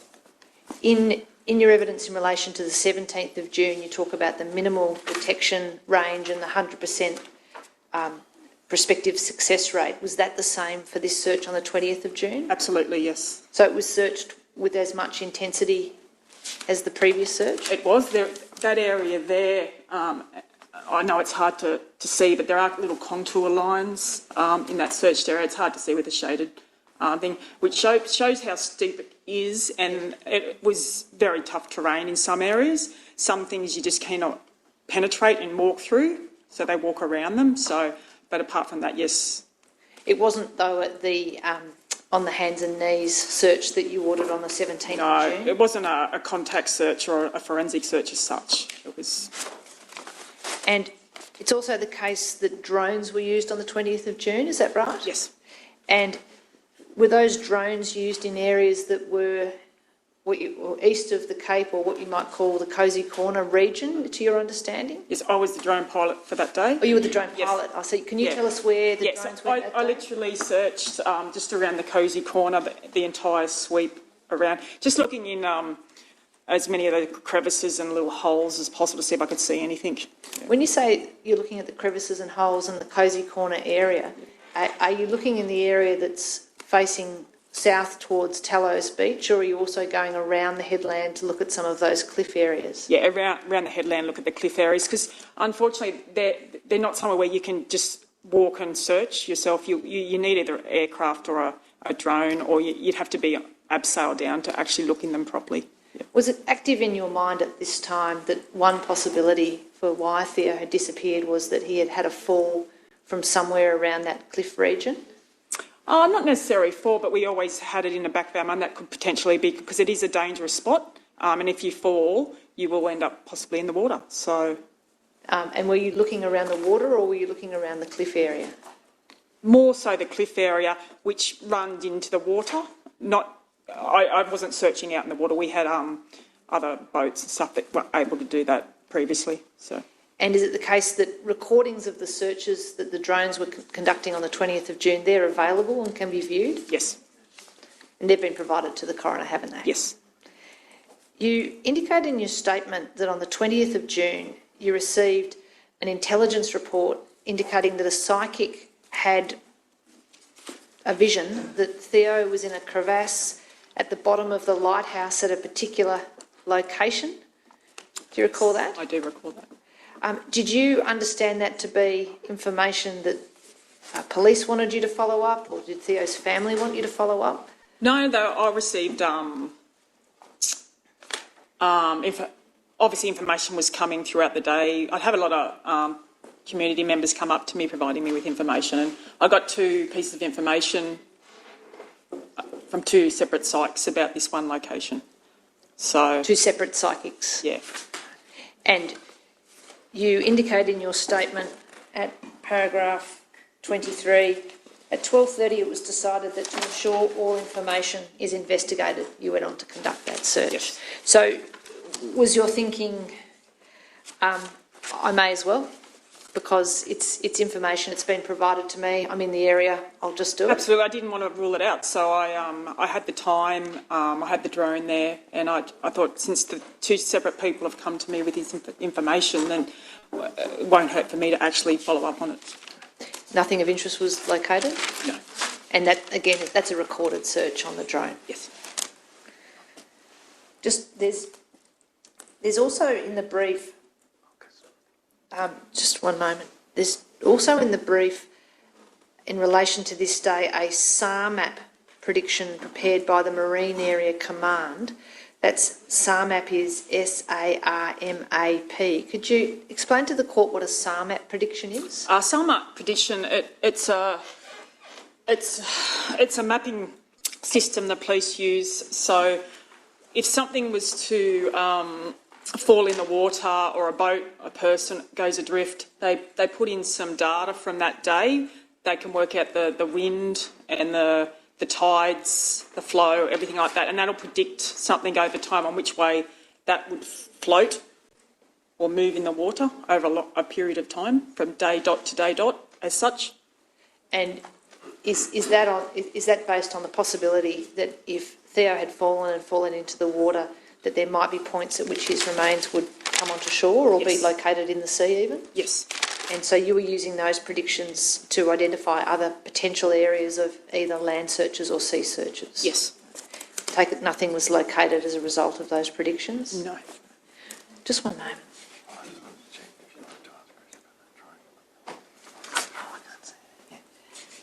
I'm going to take, if I could ask that the cursor be brought up, and I'm in the map at exhibit or annexure 20.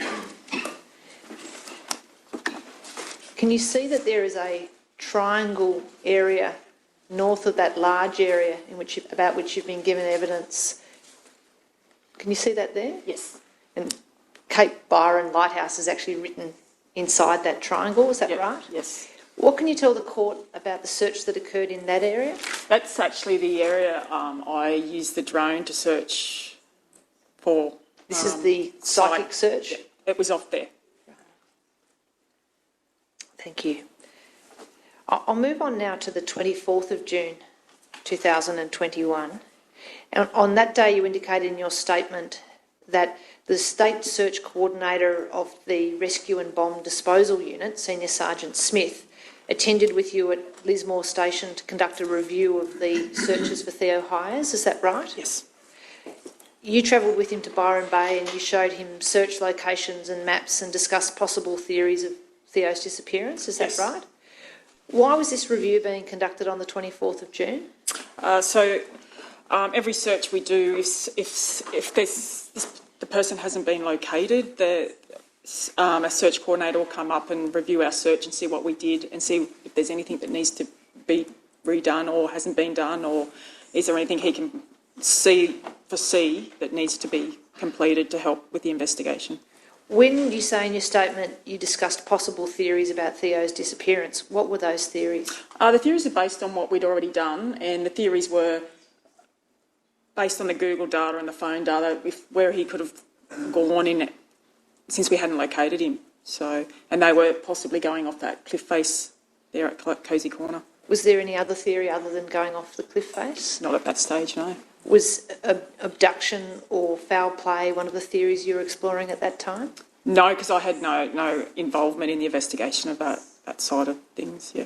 So were you working solely on the basis that Theo may have suffered some form of misadventure in this area? Yeah, yes. If you had been investigating an abduction or some form of foul play, would your review have been different? I really don't. It really depends on the information provided by the investigators. Yeah, It would depend on what information you had as to whether or not that was a possibility and in what way? Yeah. What was Senior Sergeant Smith input into the search activity that had happened to that point? He had a look at all my maps. He was very happy. I showed him an area that I thought still needed to be searched properly. It was a vertical area, and it was pretty hard going in some of the areas, and he agreed that, yes, we probably need to run a search there just to finalise that area. Are you able to identify, using this map as a reference point, what area you're talking about? Yes. It's all the area sort of north of Cape Byron Lighthouse towards the residential area of Wardigos Beach, all in there. It's all that walkway up to, there's a walkway from the Wardigos up to the lighthouse. Yes. I'm sure you've all walked it.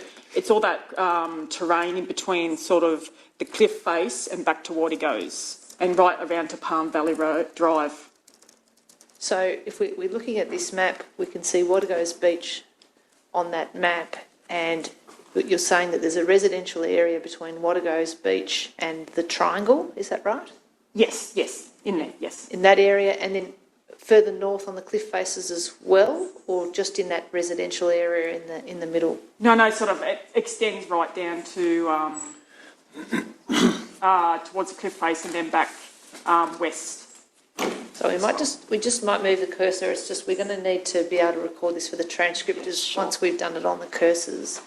So yeah, you're talking about the area from the top of the triangle through to the area firstly at Watergoes Beach and those residential areas. Is that right? yes. And so then, all in sort of there and back east, sort of west of the E as well. west of what? Sorry. That E you started at. Oh, so if we go back to the E at the top of the triangle. Yeah, and sort of in here. Yeah. As well. So what you're indicating is there's an area between the green line and then moving east to the E in the tip of the triangle. You're talking about in that area? Yeah. Any other areas? Yeah, just further west as well. Going back towards Watergoes Beach? Yeah, sort of southwest. So all that terrain that's green, sort of all through here, all there. So we wanted to make sure. So some of that, when you drive up there, it falls down to steep, and it's very steep to actually walk unless you're on rope in some of it, like it. And why did those particular areas stand out to you as areas that still needed to be searched thoroughly? Because I could see by looking at all the maps, so that area, yes, the area, some of the area has been searched, but the steep areas had not been searched. And was the particular focus of the steep areas that could be an area where somebody could fall and potentially disappear because of misadventure? Absolutely, yes. Did you travel to Byron Bay on the 2nd of July 2019 to start undertaking that search? Yes. Were the tasking areas for that day all areas north of the lighthouse into Watergoes Beach, including a canvass of the houses in that area? Yes. And why was Watergoes still an area of search importance, having now received the Google data that last placed Theo reliably at Cosy Corner and the Tallows Beach area? I guess we were still just focusing on that area. It was just a large area. Even though the phone data might stop at a certain location, doesn't mean that's exactly where someone's going to be. So I need to thoroughly do the whole area in a radius to make sure that it's all checked thoroughly. So you, and tell me if this is too simplistic, but having got to a point where there was a data point at Cosy Corner, there's another data point on Lighthouse Road, you're essentially then committed to just searching the headland as thoroughly as you can. Is that simplistic, or is that right? Oh, the whole area, yes. Whole area. Yeah. Now, there's indication in your statement that at 2 p.m. on the 2nd of July, there was some further information received from Telstra, and you asked your team to abseil off the eastern side of the Cape until it was dark, looking for items such as Theo's phone and his hat. Yes. Is that right? Was anything located on that day? No, not a lot. When we did abseil, there was a lot of hats located and things like that, but nothing of interest towards the Theo Hayez matter. There was more abseiling the next day on the 3rd of July, is that right? Yes. Again, I believe on that day there was some GPS tracking of the abseilers, is that correct? That's correct, yes. I won't show you a map of that now, but are the GPS tracking, that's been captured into a map so those areas can be identified? Yes.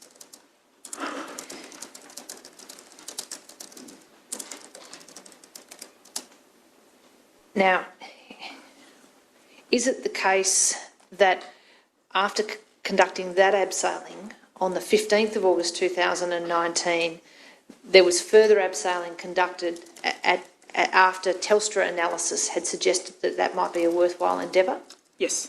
What was your understanding of the purpose of what was going to happen on the 15th of August and afterwards based on the Telstra data? We were in conjunction with speaking with the detectives. There's quite a few detectives involved at that stage, and we were going to abseil off, abseiling off the cliff face there, down right near the lighthouse, probably back up where the lock, bit further up not right at the lighthouse, but a bit further along, and round the Cosy Corner area, and take down... Sorry, I'll just stop you there. When you say so are you talking about the cliff area from the lighthouse south towards the Cosy Corner area? More that area. So the idea was to take some phones down, send someone down with some Telstra phones in their pockets to test some signals and stuff, yeah. And whilst that was partly an experiment to see if phone data could be replicated, is it also the case that it also served as a de facto search? Were the officers instructed to also note any item of interest? Is that right? Absolutely. They had GPS devices on them as well, tracking them, and they were asked to check along as they go certain pockets for a phone or any items of interest as well. You were the drone pilot that day, is that right? Yes. And again, is that recording available of the drone footage on that day? Yeah. Continuing it with the abseiling, on the 11th of March 2020, there was another abseiling operation in those cliffs around the lighthouse, is that right? Yes. That was again an attempt to search the vertical cliff face for Theo's phone, and also the rescue operators were to use their hands to search through crevasses and bushes to see if a phone had been located in those cliffs, is that right? Yes. They were provided with GPS on that day? They were. There was only one operator that didn't have one on him. I think there were 3 officers, Green, Thompson and Sterling, is that right? Yes. And is it the case that using abseil equipment they made various descents to search through crevices, holes and bushes to see if, in particular, Theo's phone could be located? Yes, they did, yes. And when that search concluded at 4:30pm, is it the case that you then undertook the exercise of merging together all the search areas over the last 9 months so that it was captured on one document? Is that correct? Yes. I'll show you that map now. And so this is essentially the merger of all the daily maps, is that correct? That's correct. Are you able to say what the black... Sorry, Kirsten, can you identify it? Oh, sorry. Yes, so that's tab 118, annexure 30, and the date on it is sorry, my eyesight has let me down there. I don't know what date's on it. 29 July 2019. What are the black markings? So all those black markings are GPS tracking markers. So obviously that's a map condensed. When you zoom out, it'll pick up a lot more tracking with the GPS things, but that's all the areas where a GPS was taken. It's the second page, sorry. And you're aware of that there were volunteers from the community, and I'm not talking now about the SES or the Volunteer Rescue Association, but interested members of the Byron Bay community were assisting with the searches? They were, yes. Some of those searches had GPS devices? Yes. Are those searches reflected in the maps that you did of the totality of the exercise? No, they're not. Why is that? The reason being is when I coordinate a search, I look after the people that I am coordinating and the information they provide back, knowing where they've been and what GPS devices they used. If someone else has some GPS tracks that aren't part of my coordinated search, then I don't put them into my mapping system because I don't know. I know that GPS will follow where they went, but I don't know how thorough that area was done. So you don't want to be given false reassurance about the searching of that area? Yeah, I don't want to say they searched here because there's GPS things when I don't know how thorough that was. So you're not saying that to be critical of the volunteers? No. I don't know what they did in the field because they weren't under my coordination. So. And at paragraph 42 of your statement, you say that the volunteer searches you used were mostly from the SES, and you go through Lismore, Murwillumbah, Ballina, Tweed Coast, Tweed City and Mullumbimby units, and the majority of these volunteers were accredited in land search operations, is that right? Yes. Maybe not all of them, but a large number of them? Yes. And then you refer to the police that were used. You then go on to talk about what you call the spontaneous volunteers who were moved by the plight of Theo and his family to try and search for him. Yes.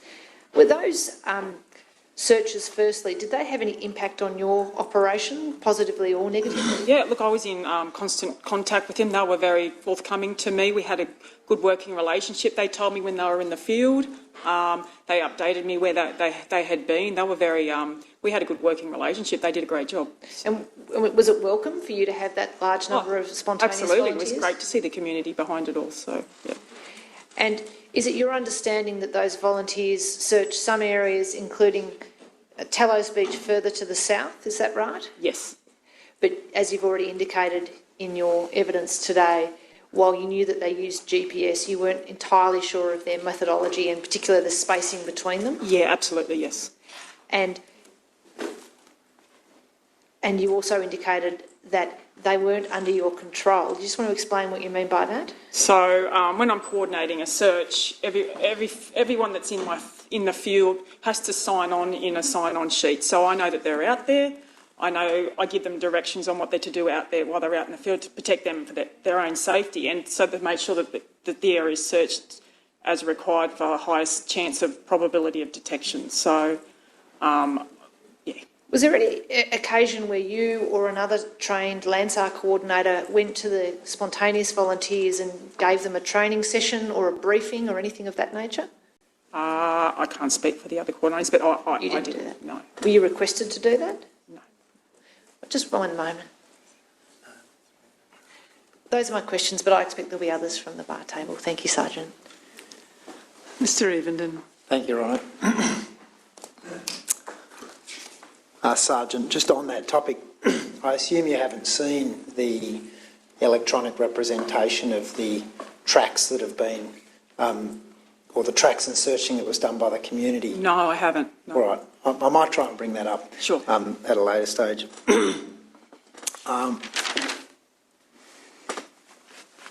asking some questions on behalf of Theo's family, and bearing in mind that we're not going to hear from any other of your colleagues, I'm talking about Senior Constable Papworth and Sterling. I'm just going to ask you some other questions about matters that happened a little bit earlier on, and I'll take you to parts of the volume that you've got in front of you. So you've already indicated your first attendance at Byron Bay in relation to this matter was on the 17th of June. Right, yep. So the first day of the search was Sunday the 9th of June, is that right? Yes. And if you go to tab 120B, you'll find the statement from Senior Constable Papworth. And paragraph 19 of that statement. So was that 120? So 120, you think? I've only got 118. Is it in? Could you put that up as well, John? That map. And So 118.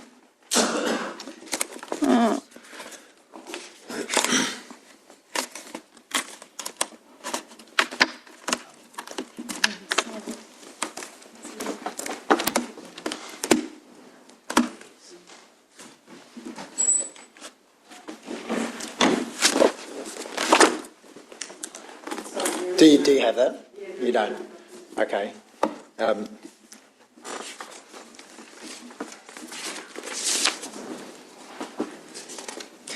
you aware, and I know that you spoke with Ms Papworth, or sorry, it's Mr Papworth, is it? Lewis? Yeah, Lewis Papworth. Lewis, okay. I know that you spoke to him, but you're aware that he was the search coordinator on the first day of the search? Yes. And are you aware that amongst other things searched that day there was firstly a search by jet skis that travelled around from the pass all the way around the headland to Cosy Corner and back again? Yes. All right. And that nothing of interest was found in that search? Yes. And are you also aware that the Westpac Lifesaver helicopter conducted an aerial search of the cliff and shoreline around Cape Byron on that day? Yeah, I was aware they were in attendance. All right. Do you have any idea of the magnitude of that search by the helicopter? No, but they normally record everything they search for on a GPS tracking as well. All right. Do they also take a video recording? If there was something of interest, they would. I'm not 100% sure they always do. Yeah. All right. Now, as would normally happen, under the direction of Senior Constable Sterling, there were search team tasking sheets filled out for the land searches that day. Yes. Now, some of those indicate, and you've said already that before you came to Byron on the 17th, that you were aware that there had been some searches of the Urrock Wall National Park and the Tallows Beach area. Yes. Is it the case that all searches from day one conducted by police or SES involve GPS, or are you unable to say that? Do you mean this particular search? This. Whether they used them on the first few days? That's right. I don't know for sure that they did, no. All right. They were available. All right. I don't. So normally the search tasking or search team tasking sheets should indicate what actual areas were searched, etc. Yes.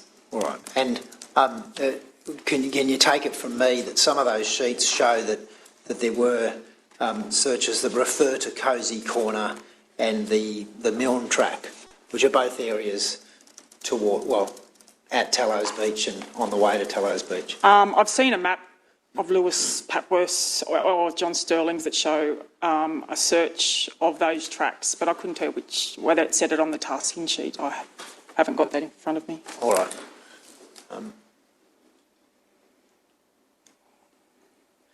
Now, you indicated in your statement, that was the Sunday I was talking about. During that week, on the Tuesday and Wednesday, you were in Coffs Harbour on a training course. Yes. But you were in contact with Senior Constable Sterling, who had taken over as search coordinator on the Tuesday. Yes. And you've indicated at paragraph 9 of your statement that based on a phone call with him, you're aware that he was searching in areas based on a mobile phone arc. Yes. If I can just show you the document on the screen, which is Annexure A to his statement.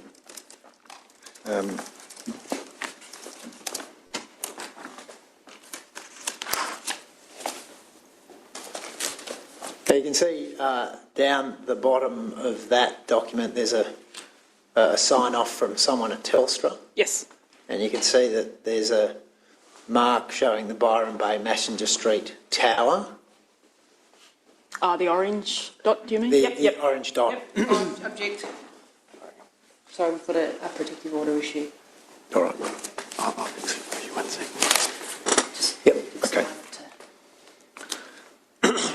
This protective order is in place over some of the stills you're on, so we just need to ensure we...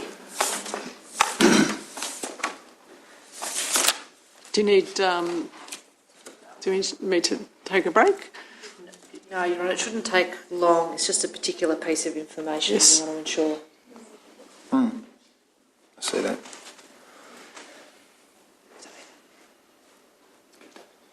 Okay. So just looking at that map, do you remember whether you were shown that at any stage? I was shown that at some stage, but not while I was in Coffs Harbour, no. All right. Yeah. All right.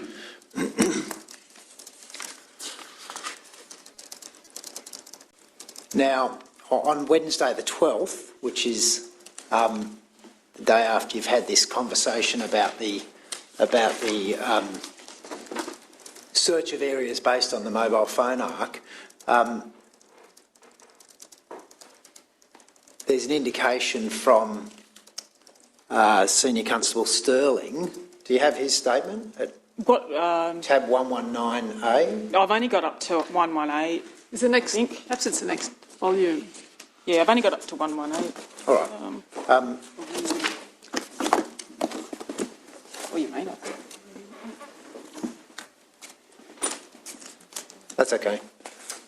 Do you recall that Senior Constable Sterling undertook, and you've already given some evidence about a drone search? Yes. And this was a search where he didn't activate the video, Yeah.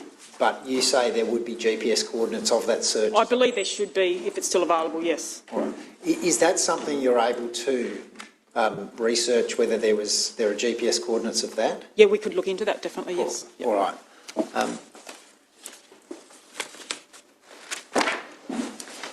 What he indicated in relation to that search was that he was with Senior Constable Papworth, and that at about 8:30 a.m. they started using the drone, and they, in terms of the operation, it was conducted in a decreasing altitude pattern where he conducted multi-level passes from the top of the cliff down to just above the waterline, and the operation took about 2 hours to complete.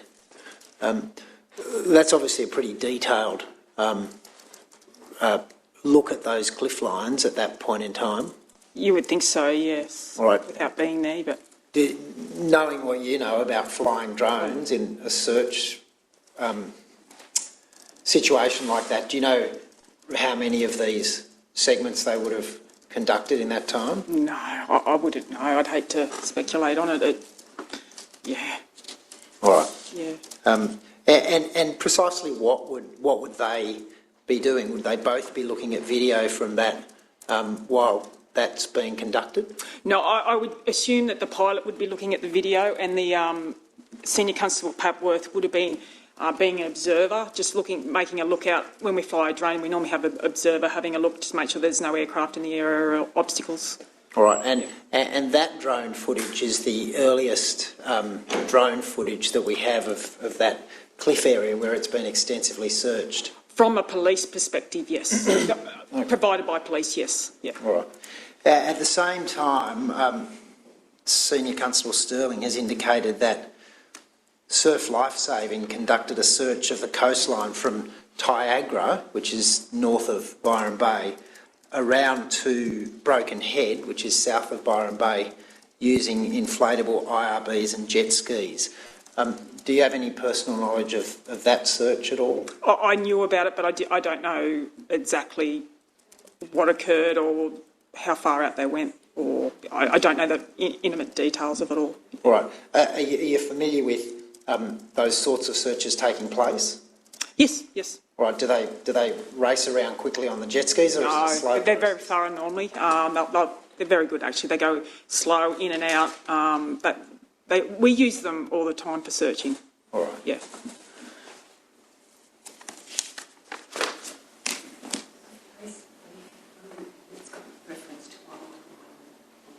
Oh, it does. Okay, great. Thanks.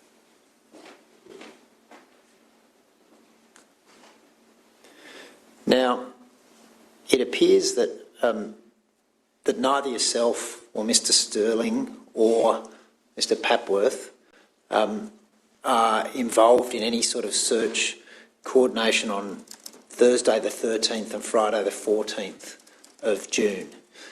Do you have an understanding of what searches, if any, took place that day? No, I don't, no. All right. There's a reference in the statement of, I think is it Detective Inspector Kehoe at tab 120C to the dog unit, police dog unit being used on both days. Do you want to look at that? Yes, 120, was it? It's 120C.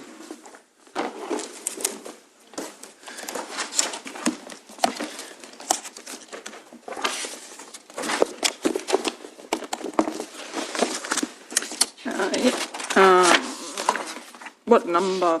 Paragraph 20 and 21. Yep.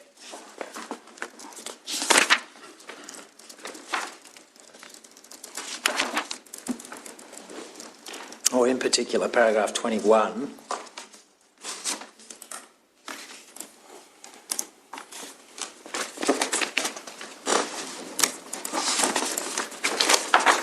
And you can also look at annexures F and G to the statement, where there's some information provided about the search.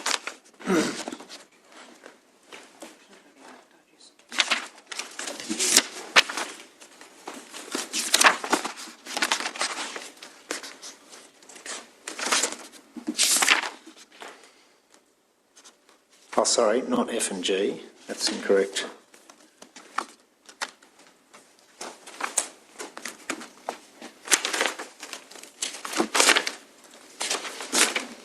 In any event, does police dog unit, is that the same as the dogs that you used on the, I think it's the 20th of June? They're out of the same unit. I don't know whether they were the same dog as such. All right. Yeah. Other than a reference to the use of the dog unit on that day and that searching continued, are you aware of any other information of what searches took place, if any, on that day? Sorry, those days, the Thursday the 13th and Friday the 14th? In relation to a land search or any type of searching, no, I don't recall, to be honest. All right. Do you remember whether there would have been any other officers other than yourself and Senior Constable Sterling and Papworth that were acting as search coordinators? No, so they have to, if they're actually going to coordinate a land search, they have to use a trained land search coordinator. So if there was one running, it would need one of us there. All right. On the weekend of the 15th and the 16th, again, of June, it appears that there's no searching that's undertaken. You attend on the 17th. Yes. Is that consistent with your memory, that there was no formal police searching on the weekend before you Yeah, arrived? I believe so, yeah. Okay.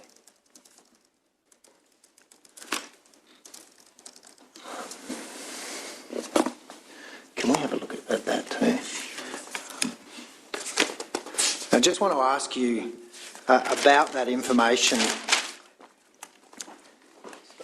that you obtained when you came to Byron Bay, and you've given us evidence about the briefing with homicide, but also going out to Warrego's with the detectives. Yes.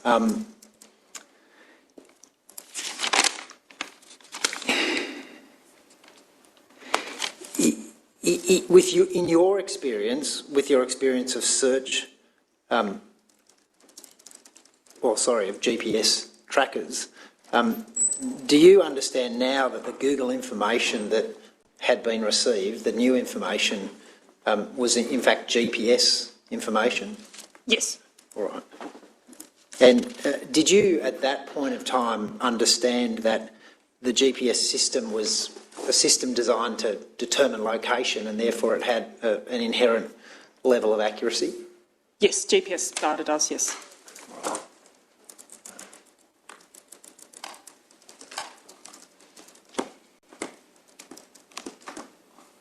There's an indication in the statement from Detective Sergeant Rudens that when he met you that day, he advised you that the location information supplied by both Telstra and Google for Theo's handset was such that they could not differentiate between the two sets of location data. Is that reference in his statement consistent with what you were? Yeah, I believe so. On the day it was, I was given the two lots of data and it was trying to work out what's what. Right. I'd never, I use Google Maps all the time. We use that for searching all the time, but I've never had Google phone data with GPS locations being given to me for a search before as such. Uh-huh. Yep. So, were you aware, though, that location data gained from the mobile phone system could be inherently inaccurate? yeah, I don't always, I understand phone as in the pings and the arcs and stuff can be inaccurate at times as to where the missing person may be. Mm-hmm. Absolutely. With your knowledge of the accuracy of GPS versus that inaccuracy, do you see that there might have been a missed opportunity there to push back against Detective Sergeant Rudens and say, well, hang on a sec, this GPS data is going to be more accurate?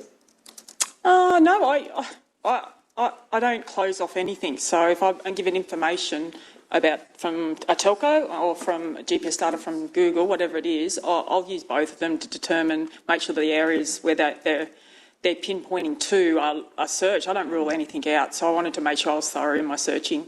All right. Could you go to the next one? Yeah. And I'll just show you this map again, which you've indicated you received on that morning.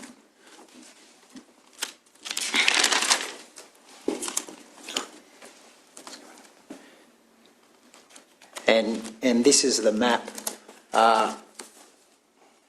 at Annexure 8 of your statement, or one of the maps at Annexure 8 of your statement.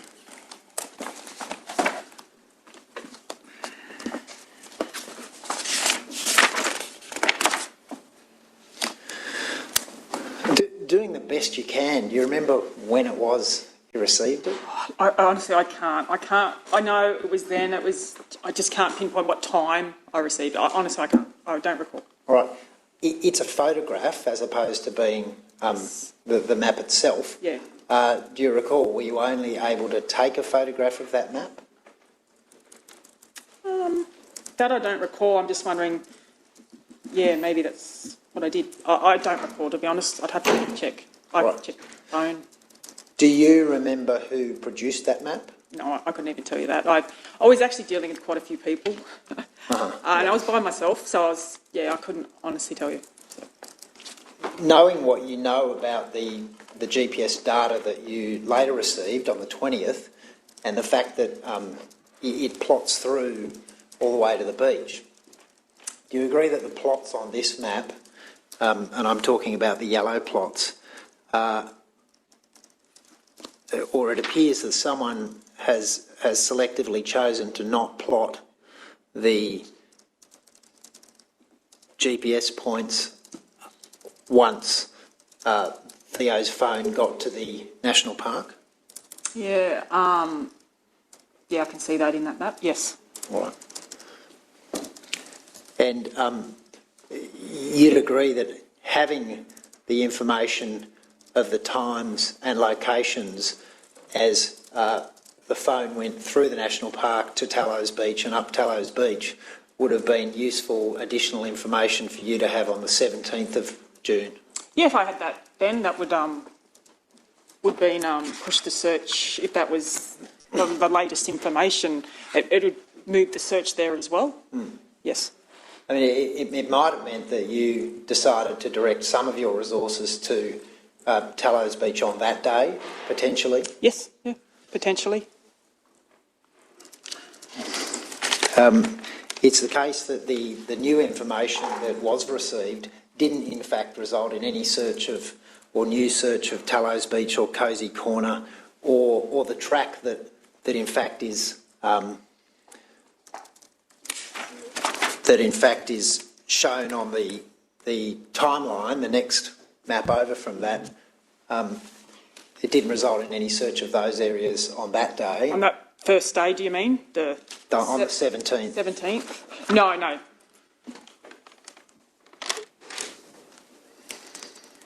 I'll just pause to see if there's an issue. Sure. Is there any technical problem? It's all right? Okay, it's all fine, thanks. Thank you.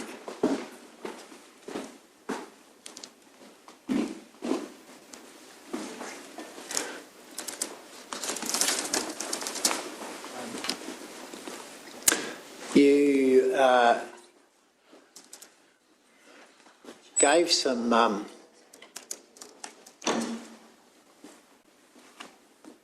reasonably nice feedback just then to the community volunteers who were involved, and you found you were able to engage with them quite well. Yes. Going to your record of what took place on the 17th of June, Annexure 6 of your statement has the registrations of the people that were involved in the search. And that includes SES and police? Yes. The next day, and I'm not sure whether you now have Senior Constable Papworth's statement. What I do? What? Do you know what number it is? 120B. Can I just have a moment, Ron? Yes. You got that? Yes. Yep.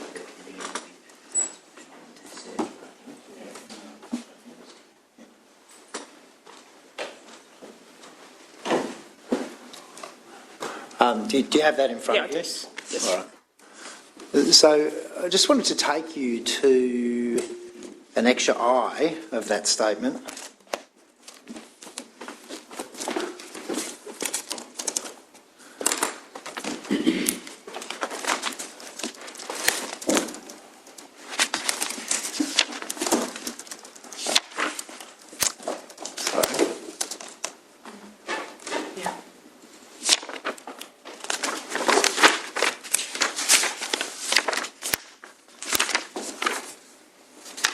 You see, that's a record of all of the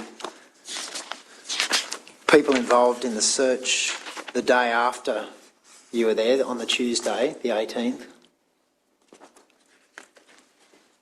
Do you have that in front of you? Oh, the day after I was there. Yes. Yes. And if you go over to pages 5, 6 and 7, there's in fact a record of, or registration of volunteers that's been undertaken there. They've provided their names and phone numbers and indicated that they're equipped for day or night and fit to search, etc. Yep. And they include, I'm just going to read out these names because it'll be relevant to the family. They include Renee and Jacqueline Scott and Cherie de Rosario. Did they become known to you at all? I couldn't remember the names. I'm sorry. No, that's okay. The top of the final page, there's someone called Phil Biggar. Do you remember him at all? Oh, I couldn't recall names. I'm sorry. All right. I wouldn't recall the name. Are you aware of volunteers abseiling off the lighthouse and checking? I heard there was. Yes. Yeah. All right. Yes. Are you aware that Phil Biggar was someone involved in that? No, I wouldn't know the name of the person. No. Right.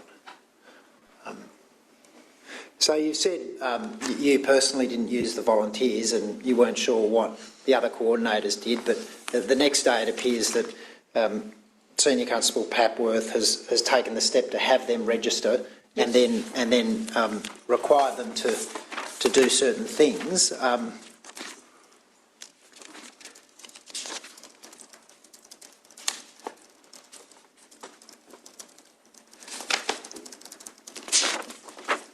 And if you just flip back to Annexure H,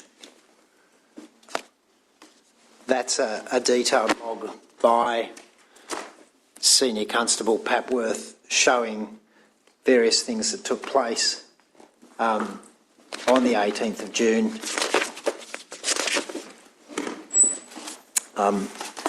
If you can just go to 1350, and I'm accepting I haven't given you the time to read this whole document, but would you accept from me that that's the first reference after this new information to there being a search at Tallows Beach? Oh, I'm sorry. I think it would be better just to make that point after. It's very difficult for these All ones right. in this time.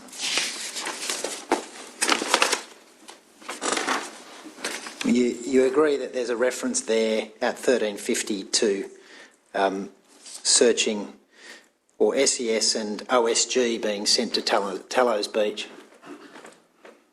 Just sent to Tallows Beach car park to commence searching. What is the OSG team? Oh, operational support group. So they're police trained. Okay. Out there searching. Yes. All right.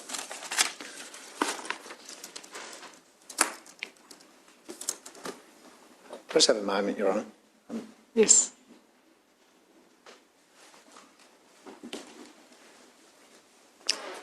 That's okay. I had one final thing I wanted to do, which was to show the map that's been prepared by the volunteers. It's in fact on a link that I've asked JP to get, but it's simply to demonstrate what was done by them, Your Honour. I can show it at another time. Okay. All right. Thank you, Mr. If I could just have a moment, I'll see Yes, if there's certainly. anything else from the family.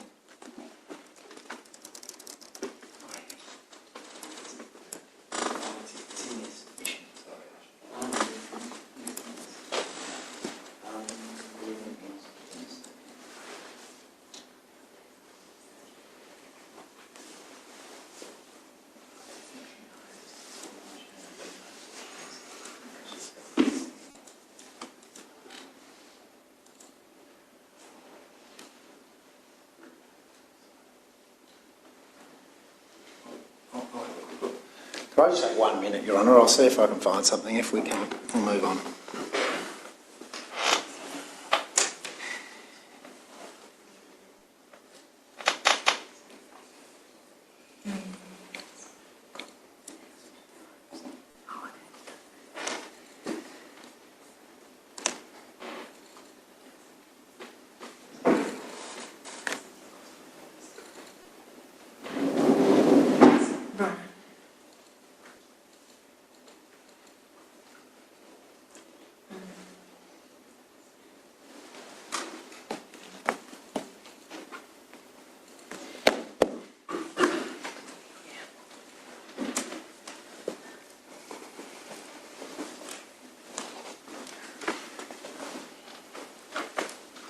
That's okay. We'll move on, Your Honour. All right, yes, thank you. Sorry, Ms Palmer. Thank you, Your Honour. Sergeant Vidler, I don't have any substantive questions for you, but I wanted to ask if there's anything you'd like to say to Theo's family. Yes. I guess I'd just like to express my sincere condolences to the family. As a police land search coordinator, it's very heavy on the heart when people we are searching for, we can't return to their loved ones. So I guess please accept our sincere condolences in these really tough times for you guys. Thanks very much, Sergeant. Is there anything, sorry, just, there might be something detain you, Sergeant, after those lovely words. at that moment. If I could just briefly show you one map, Sergeant.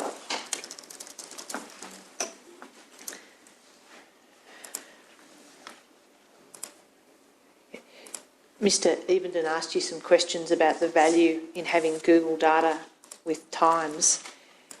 I'm going to show you this map. Have you seen this map before, Sergeant? Yes. This is a map which indicates areas of logged phone activity by Google.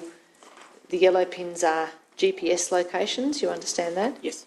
And it's also the case that some areas of interest in this map also indicate Google activity that's logged at a particular time by Google. Yes.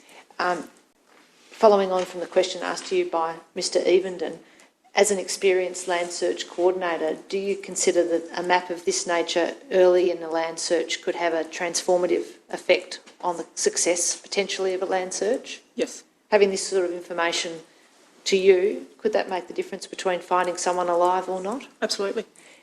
You would support, then, I take, any endeavour to get this sort of information into the hands of searchers as soon as possible? Yeah, if we, as search coordinators, if we had this kind of information very early on in the search, it would direct us to a last known position that we could search thoroughly very early in the search and put us on the right path.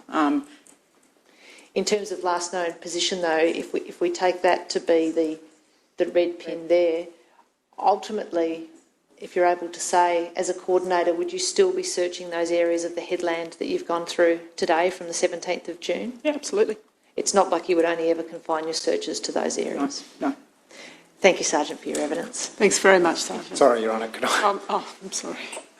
We've been able to find that link. Yes. Perhaps just before we move off, well, you've seen that. Perhaps if I could just ask you one question about that as well. Oh, okay. Do you agree that if you'd had that information on the 17th, you wouldn't have been looking and relying on the last known position that had come from the document with the red line?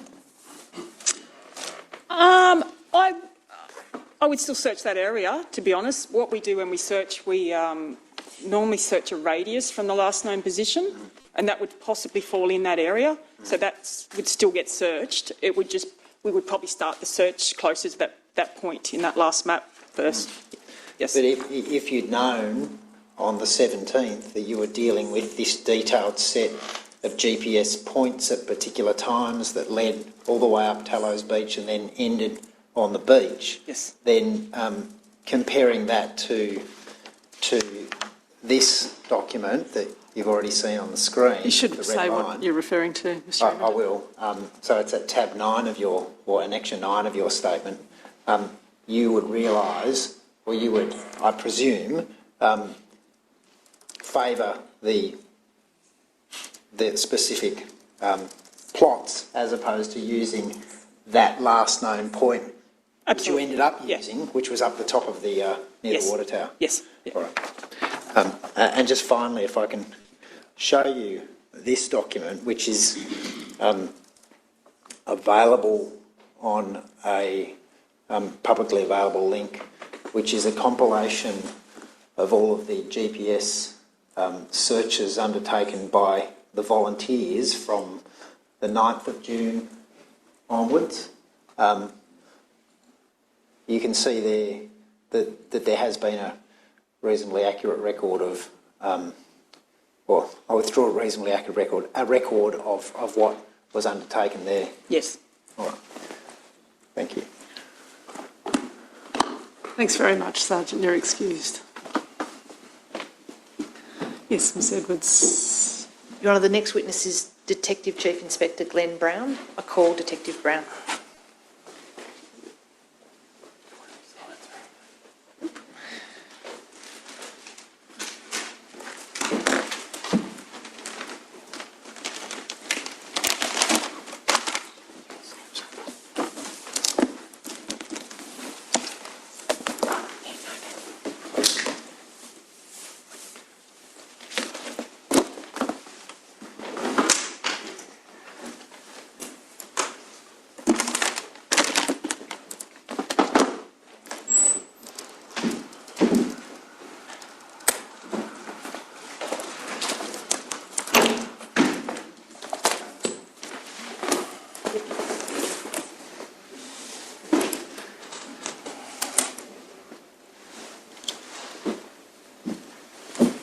Silence, please. Do you swear by Almighty God that the evidence you shall give will be the truth, the whole truth, and nothing but the truth? If so, please say, I do. I do. Have a seat. Thank you, Detective.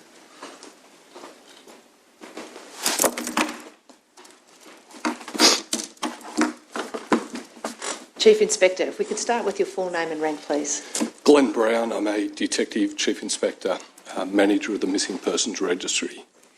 You have been the manager of the Missing Persons Registry since? August 2019. You weren't in that position at the time that Theo Hayez went missing, is that correct? That's correct. You've had no direct involvement in the operation into searching for his disappearance, although you have had some engagement with both officers involved and the family, is that right? Yes, that's right. That was in the latter half of 2019, is that right? I actually think it may have been early 2020. You certainly weren't directing investigations or involved closely in that early period in June 2019. No. Your background prior to being manager of the Missing Persons Registry is in homicide investigations? I spent 15 years at the homicide squad, yes. And you then took over, if I can use that term, what was the Missing Persons Unit, I think, of the New South Wales Police, and it became the Missing Persons Registry. Is that a correct way of describing it? The old Missing Persons Unit was shut down early in 2019 or towards the middle of 2019, and the Commissioner decided to create the new Missing Persons Registry. It technically commenced operation on the 1st of July 2019. I think I started there on the 5th of August. I think I may have been told that I was starting there on the 3rd of August. Since you've taken over that position, I'm not going to go through each of the reforms that you've introduced, but it would be fair to say that there's been significant structural change from the former missing persons unit to the current missing persons registry. I'd like to think so. I think we tried to start from scratch. We tried to look what was happening both nationally and internationally to build new processes and protocols. We tried to completely refocus on what we should be doing. You've given evidence in a number of inquests and in particular missing persons investigation inquests. Yes. Part of your role, either formally or one that you've appointed for yourself, is to try and take lessons learned from those inquests and incorporate changes into the protocols for the missing persons registry. Absolutely. Since you've taken over your role, there have been numerous changes to those protocols directly as a result of what you've learnt and understood from Inquest. Would that be fair to say? And there still are, almost weekly. You've also been in attendance this week because of that ongoing role that you play in that area? Yes. You'd be aware that one of the focuses of this particular inquest is streamlined access to data based internationally. Yes. I take it that's something that you have a keen interest in as well as part of your role? Yes. If I could ask you one question that arose today from some evidence. An officer was asked whether or not the IAS system could be used to identify an international phone number. Are you able to assist Her Honour as to whether or not that's something that can be conducted from Australia, some form of subscriber check? Excuse me. No, not through a subscriber check. If a phone is registered to a telecommunications company overseas, we need to get that information from that company overseas. If I'm subscribed to Telstra here, they hold that information. If I'm subscribed to a telecommunications company in Germany, we need to go to that company. So there isn't a simple IAS check we can put in, unfortunately, to have that request sent overseas. It would go through a mutual assistance request through the Commonwealth Attorney General. Detective, are mutual assistance requests available for missing persons investigations? Legally, probably not, but nonetheless, we still do try to do that. And do you do that where you can indicate that there can be some level of suspicion or some potential involvement down the track in a prosecution of a potential criminal offence? Possibly, but there are missing persons matters that we're investigating or that are being investigated by the New South Wales Police Force even now, where we go through that process to try and get information from overseas. There may not be any legal requirement for countries to engage with us, but nonetheless, it still does happen. Well, I'd like to go back to that because that's an area of interest. But if we start back in 2019, as at 2019, to your awareness, did Google have an emergency disclosure request system that was available 24 hours a day, 7 days a week? I think they did. Are you able to say, for an officer in a region like Byron Bay, what information was available to them about how to access that emergency disclosure system? I can't remember the dates, but I do know that those processes are controlled within our organisation by our IASC unit, which is part of the State Intelligence Command. I know that they've had information on their intranet site. All New South Wales Police have access to the New South Wales Police Force intranet site about how to access that information. I know there have been articles published in our Police Monthly magazine, which is provided to all police in the field, which again instructs them how to use that information. I can't say necessarily that all police are fully aware of those processes, but nonetheless the information is there. Are you able to say whether the intranet information available as at June 2019 had a list of all the potential social media companies and each of the different emergency disclosure systems that they would have had? I'm not sure. Having said that, I don't think even now it lists all of them because there are so many social media companies and they're constantly changing and developing. I know that in the process of developing our new, our new standard operating procedures for 2022, we reviewed what was on that intranet site and we found additional ones to include in next year's SOPs. Are you aware of evidence that in this particular case, a police officer spent some time trying to locate contact information for Google, like a law enforcement liaison officer, and went to 3 different units and wasn't able to get that contact information? Yes. That's not the situation you'd like to see now in 2021. If a police officer wanted to get contact information to Google, there'd be a way of them doing that now, is that right? Yeah, it is readily available on that intranet site. And to your knowledge, is there any other plan to, for want of a better term, educate police officers about the availability of emergency disclosure processes or request systems? As I mentioned before, that capability is the responsibility of the IASK unit. But in respect to missing persons investigations, I know that it's our intention to make that very clear in next year's SOPs. The takeout, what could be referred to as the GPS takeout location data, you just heard some evidence from Sergeant Beidler where she agreed that that could really be a critical piece of information that could assist a land search coordinator locate someone alive. Without taking you to that map, from the perspective of an expert in missing persons investigations, do you agree that having that level of detail could be the difference between life and death? Definitely, and as quickly as possible. Is it then imperative, at least for those cases where there's a high risk and there's an imminent risk of death or serious harm, that police do know about the existence of emergency disclosure systems? Yes. I know that you've indicated that there's going to be some changes to next year's protocols. Is there anything that could be done by the coroner to ensure that, say, for example, within 24 hours of a missing persons report, some consideration is given to whether or not that process should be contemplated? Well, I know our standard operating procedures do make that clear.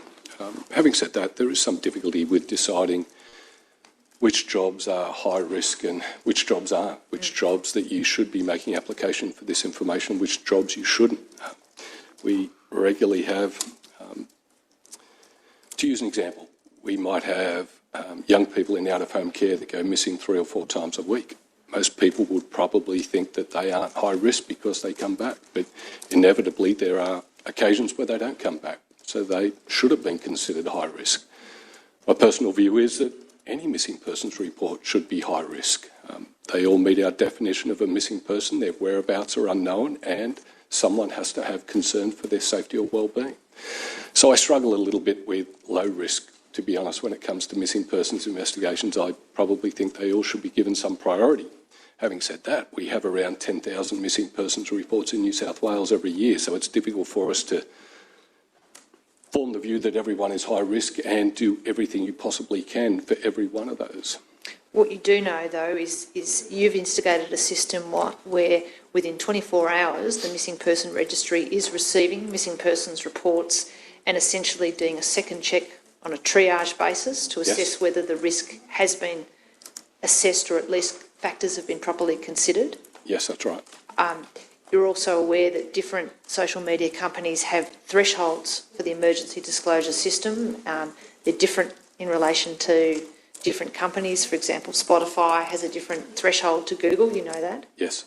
Would there be some basis of expertise within the MPR during that 24-hour review to consider, for example, whether or not that particular case might meet a threshold? Even, I understand every case may be high risk, but there will be a consideration of whether it meets the foreign company's criteria. Yes, the investigators within the Missing Persons Registry have been trained in respect to that already, and I know my advice to them has been to get those requests in as quickly as possible. The social media companies that I've engaged with directly have given me that advice. They're not opposed to helping us, but generally they need us to get those requests in within 24 hours. If we don't, it goes, the request goes via a different path, which can become very complex. And that's the case, is it not, with Facebook, for example? There's a timing issue in terms of the time since they were last seen and making the request, is that right? That's right. Facebook have a law enforcement liaison officer in Sydney, and she's been quite wonderful. She was due to present at our first Missing Persons Coordinated Conference, which was cancelled, unfortunately, but we will get her back. Her advice to us is get them in quickly and she will process them. If we don't get them in within 24 to 48 hours, though, she has to send them overseas.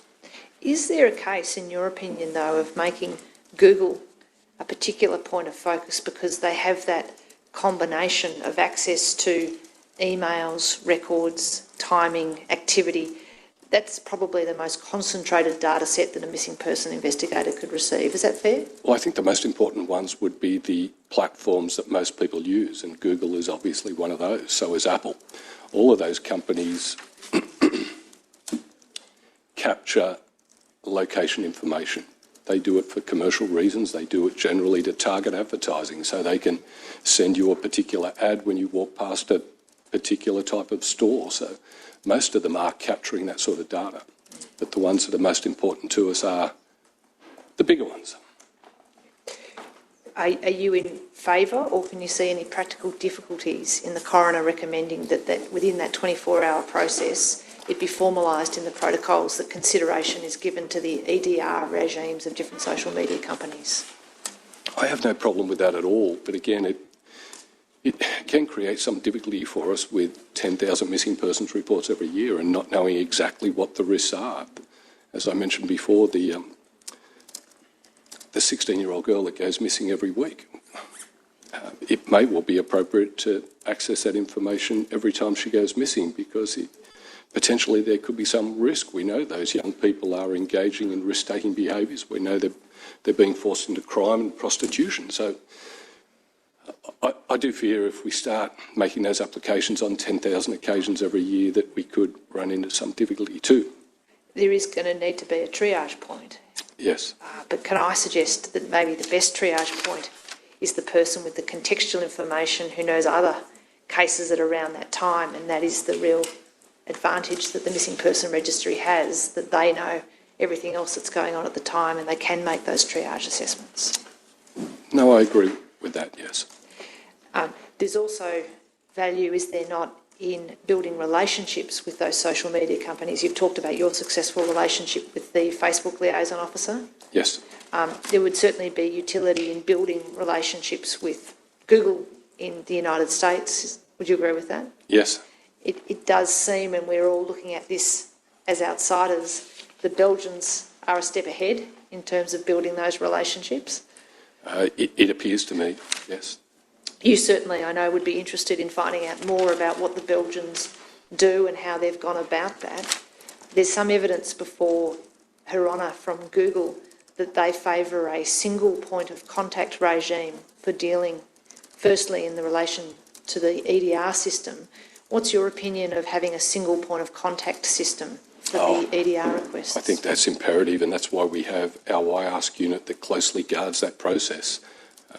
It would get chaotic if you had 16,000 police from New South Wales all trying to make applications in different forms. It would need to be a single point, yes. So would the idea be to take it based on a missing persons investigation like this one? As you know, a missing persons report can be made in every police station in the state. Yes. Within 24 hours, it's reviewed by the Missing Persons Registry. Yes. Consideration can be given at that point to the utility of making an EDR request if it hasn't been considered already by the desk officers or around. Yes, and that is happening. And then is it your view that the best point then to actually make the request and potentially engage in some advocacy for that request would be done by the I-Ask unit? The difficulty with the I-Ask unit, and the reason why they push that back to the investigator or the police officer in the field, is that they don't work 24 hours a day, 7 days a week. So they require those emergency disclosure requests to be submitted directly to the companies at the moment by the police officer in the field. After that 24 or 48-hour period, then it needs to go through I-Ask. When you say after that 24 or 48-hour period, not all companies have a 48-hour system, though. So it varies, yes. Google, for example, will take that provided the threshold's reached at any stage. Yes. Is that instead of being based in IASC, which, as you say, doesn't have a 24/7 capacity, is this an area, and I know you don't make the resourcing decisions, is this an area where some consideration needs to be given to developing a new unit within New South Wales Police to deal with those sorts of issues? Well, I think it's probably an area, excuse me, of growing importance and concern. So potentially, yes. I've been asking you so far about the EDR system. There is a different system that's more long-term. If we go back to 2019 again, is it your understanding that even in criminal investigations in mid-2019, it can be incredibly difficult to get information from international companies like Facebook and Google? I've had personal involvement and it can take years, yes. I appreciate this is a general question and tell me if it's too general. Is it your opinion that by mid-2019 there was a level of malaise or pessimism amongst New South Wales Police about the utility engaging with these companies because it was so incredibly difficult to get information? I wouldn't be surprised. And you would be aware from your particular area of expertise that there have been some strides made in streamlining criminal investigations, for example, the Facebook law enforcement liaison point, is that right? Yes. That may not be well known in every regional police station in New South Wales. It may not. Yeah. How do regional police officers, I know you've mentioned articles and so on, how do they find out? How do they find out about these developments in technology and the ability to get information in a better way? I think most police should be aware that information they require is readily available to them on the New South Wales Police Force intranet site. You can search that like you can search the internet. They simply need to put in their emergency disclosure request or Facebook or Google and that information will turn up for them. You see the utility of an inquest like this, which has a reasonable profile, in reinforcing that it's not a dead end. There can sometimes be ways of obtaining social media data. Definitely. It'll certainly be the training that we provide to our missing persons coordinators. And the missing person coordinators is an initiative to make sure that some expertise in missing persons investigators is dispersed throughout New South Wales. Is that right? That's correct. It was a new position we created within every police area command or police district in conjunction with the development of the new missing persons registry. So we have a detective sergeant in every command now that performs that role of a missing persons coordinator. We provided them with some level of training. Unfortunately, their initial training that was scheduled for 2020 was cancelled due to COVID. It has been rescheduled now for the 10th and 11th of February next year. Despite that, though, we regularly send out emails to them explaining issues, emergency issues, things they should be considering. They are our point of contact in the field, though. When we need to engage with a PAC or PD to get something happening, they're the people we call. So if, for example, there was a decision to promote the EDR process and the availability of that process, you could communicate with your coordinators in the regions and then they could be disseminating that to the police in their particular region. That's right, and coincidentally the 2022 SOPs have been finalised. They go live to the field on the 1st of January at some point within the next week or so. I will be sending out an email to all of our missing persons coordinators outlining what's new in those new SOPs, and that will include new processes and procedures for EDRs. While EDRs are crucial and of incredible value, they're not a panacea in terms of getting data from those social media companies quickly. You'd agree with that? Yes. I know you say that with some skill, you've been able to sometimes extract data, notwithstanding the MLAT process not being available to coronial processes. Is that fair to say? Yes. Would it be of assistance, though, if there was a way in which coronial investigations and missing persons investigations could access that data faster? Definitely. You'd be, I take it, in favour of any law reform mechanism that would allow missing persons investigations to be included in law enforcement proposals to get more streamlined access to that data? Yes, and just to update Her Honour in that regard. We do have the Cloud Act that's meant to come in next year. Unfortunately, it didn't include anything in respect to missing persons investigations, but fortunately I was informed yesterday that that has been pushed back now until after the next federal election, and they've formed a new working group to revisit the importance of missing persons investigations in that legislation, and I've been invited to join that committee, so I'm hopeful that... That's very good news. Yep. Yeah, very pleased to hear that. And I think you've indicated that you could see the value, firstly, of national cooperation by police to try and bring that area to governmental attention. Yes. You could also see the utility in nationally of all coroners joining together to also bring some attention to the need for reform in that area. Absolutely, and I think the timing is perfect with that legislation being pushed back. Well, thank you for that new information.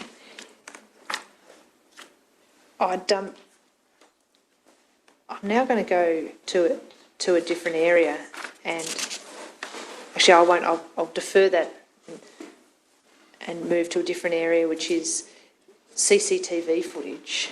You were present when Detective Parker was giving evidence. Yes. You heard him outline various obstacles that can be created when police try and obtain CCTV footage quickly. Yes. One of what might be called the bugbears of police is issues with software or ability to download large CCTV files. Yes. Also, they can be difficult to email because of their size or because of software issues. Yes. Firstly, are you aware of any way of improving that from a technological point of view? So is there some mechanism whereby police could access different types of software for CCTV more easily? It's such a complex issue and something that I've had great interest in for many years, stemming from my involvement in homicide investigation. And it's a growing issue. I think there are so many people now that are putting CCTV cameras on their house. You can go to Bunnings and they'll have 100 different types of cameras you can buy quite cheaply. So CCTV is everywhere these days, and from a policing point of view for criminal investigation or missing persons investigations, it is becoming, well, it's incredibly important, but incredibly complex. Trying to get out there and capture all of that data is quite difficult. It's not uncommon to have to go to a single house 6 times to try and get it. You can turn up and quite often the occupiers don't know how to access it or download it. You need to get in contact with companies that can instruct you how to do it or to instruct them how to do it. But ultimately you end up capturing massive amounts of information, and then you have the issue of downloading and storing that, reviewing it, which can be incredibly complex. There was a recent high-profile missing persons case in Sydney where a part of a body was located on the south coast. I know with that job in the eastern suburbs of Sydney, they captured hundreds, if not thousands of hours of CCTV footage, not knowing where that missing person went. It can take 3, 4, 5, 6 months to review the information that's captured. And the difficulty for investigators in the field is that it's all captured via different software. So they can pick it up on a USB drive or get it on a disk, but then trying to store that and view it can be incredibly cumbersome. Quite often you can view it in a very limited fashion because you don't have the right software to play it. So it's a growing problem and something that's a huge frustration for police in the field. Having said that, the New South Wales Police Force has developed the Insights platform, which is meant to help police in the field with that. So all police in the field have access to Insights. They can go out and capture that CCTV, bring it back and download it into the Insights program. It technically has the ability to search for things that you instruct it to search for to try and cut down on the amount of time it takes to review it. You can ask it to search for a red car or for a person, but unfortunately none of these systems are flawless. So you may well tell it to search for a red car. It may come back and tell you that it's searched that 1,000 hours of footage and found nothing, but you can't rely on that. So ultimately you need to review it all manually. I can't remember where I was going with all of this, but it's an incredibly complex issue. I know there are tools all around the world that have been developed to try and help law enforcement with this problem. I think it was 2018 I applied to go overseas to do a course in respect of this and did, and saw some amazing tools. At the moment we have insights. That's the direction our organisation took. Do you have any comment about a recommendation that the police continue to actively consider software mechanisms that make it easier for police to download and view CCTV footage? I think I have no issue with that at all. I think it's something that we are going to have to constantly look at because it is such a growing issue. You heard me ask questions of Detective Parker about a Byron Bay CCTV registry and what features that might have. Do you see the development perhaps of pilot registries like that of having some utility? Yes, I remember when we did that with key holders. It was such an important initiative. Unfortunately, I think it's fallen away because it's something that needs constant revisiting, and it would be the same with CCTV. There would be new cameras being put up in Byron Bay, I imagine, every day, and there would be cameras in Byron Bay that stop working every day. So it's something that would be of enormous value, but it's also something that would take quite a lot of resourcing to keep up to date. It would take resourcing to maintain and also to create, but it would be faster to maintain than to start at the beginning every time with having to do a canvass of a particular area or region to find out whether there are any cameras at all. You'd agree with that? I think it'd be a great starting point, but I know that if I was investigating a homicide in Byron Bay today, I wouldn't rely on it. No. I'd still have a canvassing team put together to go out and walk door to door to look for new cameras, but it would be a great starting. Great start. And in terms of, you've done a fairly detailed outline of the various ways in which it can be very difficult for police. There's two stages though, aren't there? There's obtaining CCTV footage, and that can be technologically difficult and cumbersome, and then there's a second stage of reviewing CCTV footage. Is that correct? Yes. Now, you need to obtain it before it gets overwritten or its resource disappears. That's right. Yeah. Yes. You personally have made some changes to protocols and systems within the Missing Persons Registry to focus on the fact that sometimes you need to obtain CCTV, even if you don't have time to review it at that particular time. That's correct. We bring out new standard operating procedures on the 1st of January every year. The 2021 version, the current version, places greater emphasis on capturing it quickly. And so the message, if I can put it that way, that you're sending out to the troops in the field is get it as fast as you can, and then you can work out how you can review it, but make sure you get it before it's overridden. That's right. I guess we're fortunate in some respects that 99.9 something % of missing people in New South Wales are found quite quickly. So if things go well, you won't need to review it at all. If they don't, at least you will have it. I'm now going to move to a topic, and I'm going to make an application under Section 74, Your Honour, to turn off the live stream link. The basis of the application is that I'm going to raise some issues with the Chief Inspector that are subject to PII claims or protective orders, and in my submission it would be in the public interest that these matters are canvassed freely and in context rather than moving in and out of prohibited areas. Does anyone wish to be heard? No, Your Honour. Yes, I am of the opinion that it would be in the public interest to close the court, that is, turn off the live stream. Obviously, those who are in court may remain, given the reasons that Counsel Assisting has just submitted.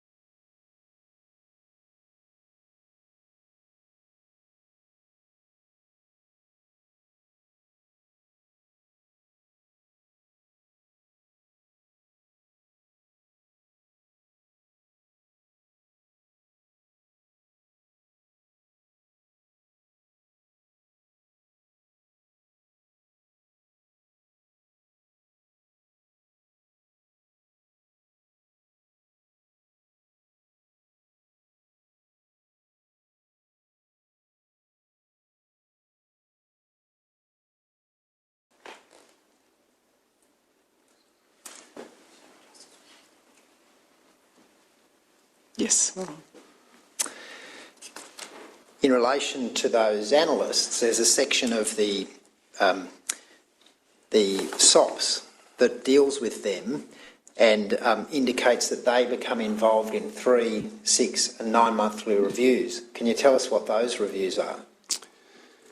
Well, for every outstanding missing persons case, I'll jump back a step. So my investigators are assigned as consultants to every missing persons job.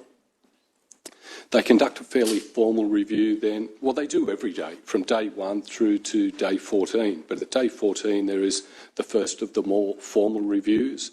But that's a paper-based review. Then at 3 months, 6 months and 9 months, more formal reviews are conducted. So there's situations where I would have at least one detective sergeant from my unit, the assigned consultant, who would be a detective senior constable, and one of my analysts review what has taken place with the investigation.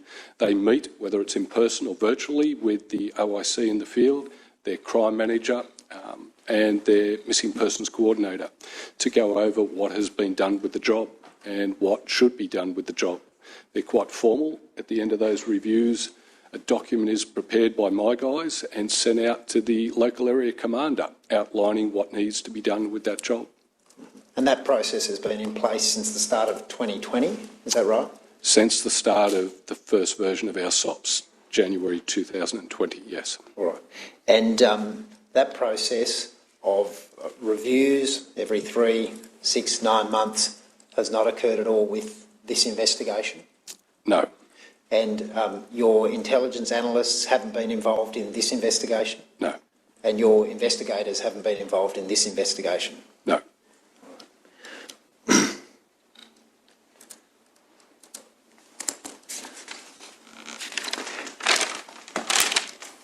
Part of the evidence we heard last week was about Michael Dorcombe, who gave evidence and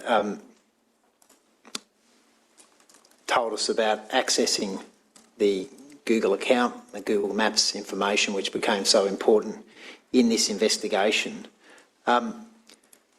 You've given some evidence about the analysts that you have available. Michael was someone with an IT background, very skilled, able to, conversant with IT systems and data. Are the analysts that you're employing similarly skilled?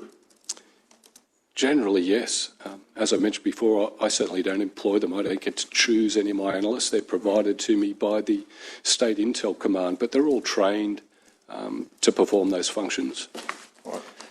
One of the frustrations for the family, my client, has been that there's things that have not been followed up, they feel, by police that are potentially accessible in terms of searches on social media, etc. You heard me earlier today asking Detective Parker about the investigation of whether there'd been any beach parties at Tallows Beach on the night that Theo disappeared.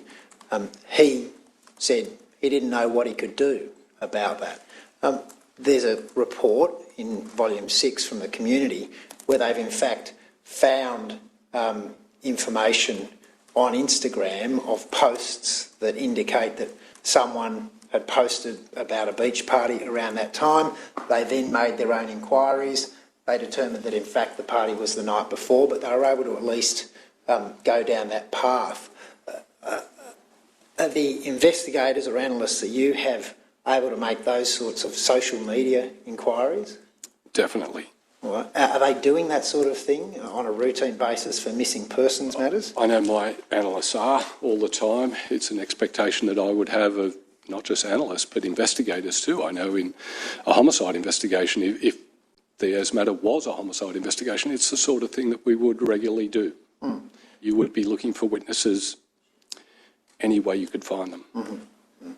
So, for example, you might have heard me asking Detective Parker about investigations in relation to Tennyson Street and the cricket nets. You don't just rely on waiting for information from the public. Oh no, you would go out and canvass.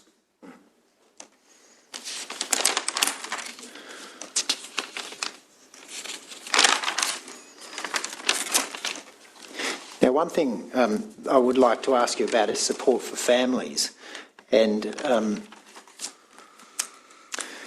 in missing persons cases, often for the family, there'll be a long delay, assuming the person remains missing before there's any sort of report to the coroner. Yes. And you'd understand, I know you're well aware of how incredibly distressing it would be for a family to have someone missing and to not know what the situation is. Definitely. What support is offered by the New South Wales Police in relation to or for families of missing persons?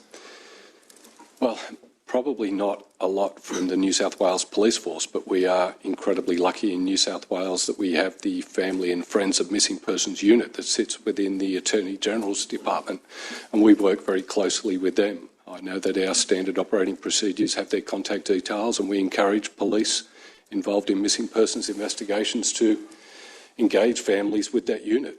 Mm-hmm. You've got, in fact, in your SOPs at, I think it's Annexure J, a fact sheet that I take it is given out to families of missing persons. Yes. Is that right? And that's got a reference to the Families and Friends of Missing Persons unit, which is said to provide information, support, referrals and counselling to families. That's right. Is it the case that they don't provide ongoing counselling as opposed to just advice? Is that your understanding? Oh, they do provide some counselling, but then we rely on other government services beyond that. All right. Do you see a place for the police themselves to be able to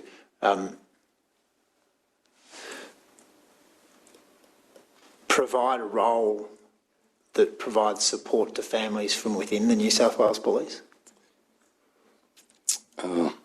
It's something that I'd need to give some thought to, Mr. Evenden. I regularly attend events with the families of long-term missing people, and I am incredibly aware of the toll that it takes on a family when someone goes missing. I would like to pass on my condolences. I couldn't for a moment imagine what it would be like to lose a son or daughter. It would be absolutely horrifying. And I know they desperately need support. All families do that lose someone in that fashion. But I think the lines can become very blurred there when it comes to the New South Wales Police Force providing that service. Having said that, I fully support the fact that there's a need for support for families.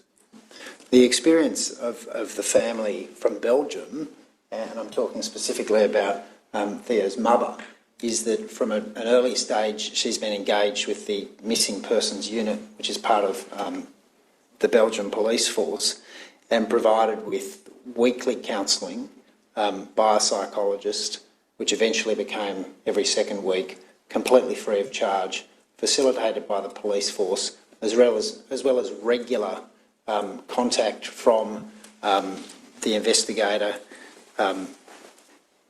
Philippe Pirard, supporting her in many ways throughout the time leading up to this inquest. She's incredibly thankful for that.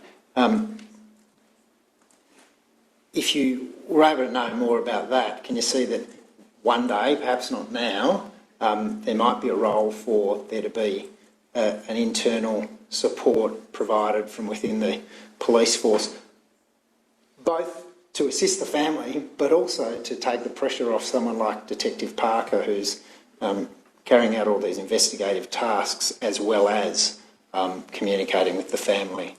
I certainly didn't mean to create the impression before that police shouldn't be providing support for families here. They should be providing support in any way they can, but probably not counselling. They're not trained to be counsellors. We do have our Family and Friends of Missing Persons unit. They are trained counsellors, and they are the people that we try to put families in contact with initially to get them help. Beyond that, there are other options, other ways for families to get counselling. Having said that, I'm completely open to what you're proposing. I don't have an issue with it. It's just not something that I have considered previously because we are so fortunate to have the Family and Friends of Missing Persons Unit in New South Wales that no other state has in Australia. I just have a... Can I just mention that it's part of the help to the victim? So it's something that's provided also to people that have traumatic experience, like from terrorism. You mean in Belgium? Yeah, terrorism or something like that. But it's the same here. Okay. Yeah.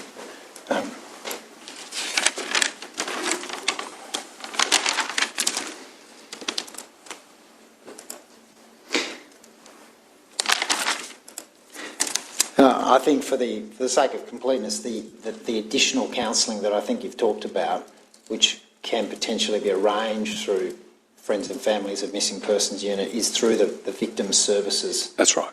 And that's got some criteria as to whether someone's able to access that counselling or not. Yes. All right. Thank you. Thank you, Mr. Edmondson. Ms. Palmer. Thank you, Your Honour. Detective Chief Inspector, obviously without precluding the potential utility of any review that you might do that is considered appropriate by Her Honour, or any future involvement of the Missing Persons Registry, particularly with respect to the proof of life checks that you've discussed before, could you describe briefly what is the significance of having the two detectives and the analyst come up from homicide so early in this particular investigation? Sorry, what was the benefit of that, did you say? Or? What was the benefit or what was the significance of it? Was that something that was particularly useful? Or perhaps, I mean, is that something that's particularly usual? And to the best of your knowledge, how does that contribute to an investigation like this? Well,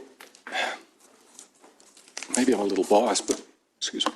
But the analysts that generally work at the homicide squad, and to some extent the investigators that work at the homicide squad, are some of our most highly trained, experienced and capable people that we have within the organisation. So if I imagine any PAC or PD, if they could get a team of those people up to help them, they would appreciate that and benefit from that. Thank you. I've got no further questions, Your Honour. Anything arising, Ms. Edwards? No, Your Honour. Chief Inspector, thank you very much once again for your very valuable input into this inquest. Thank you, Your Honour. Thank you. You're excused. Just one moment.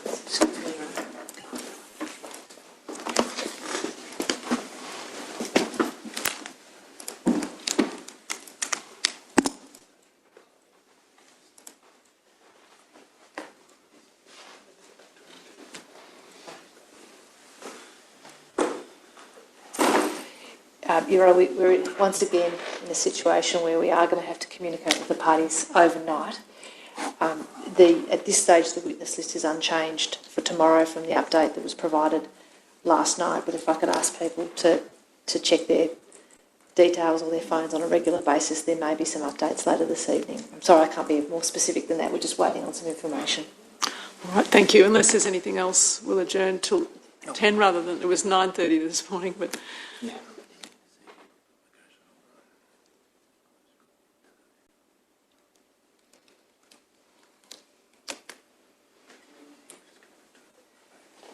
Just say, for the avoidance of doubt, the application to close the court also included an application for an interim non-publication order over that transcript and that portion of the evidence until we've had a chance to review it and see whether or not protective orders will be sought in relation to it. Yes, I make that interim order now. And 9:30 or 10, what do you think? I'll clarify that with my team. All right. The reason I'm hesitating is that we may need to conference a witness in the morning. Okay. Yep. So perhaps again, I'm sorry to make it so fluid, but perhaps if we could confirm that overnight again. All right. Thanks. We'll adjourn. So, Steve, this Coroners Court is now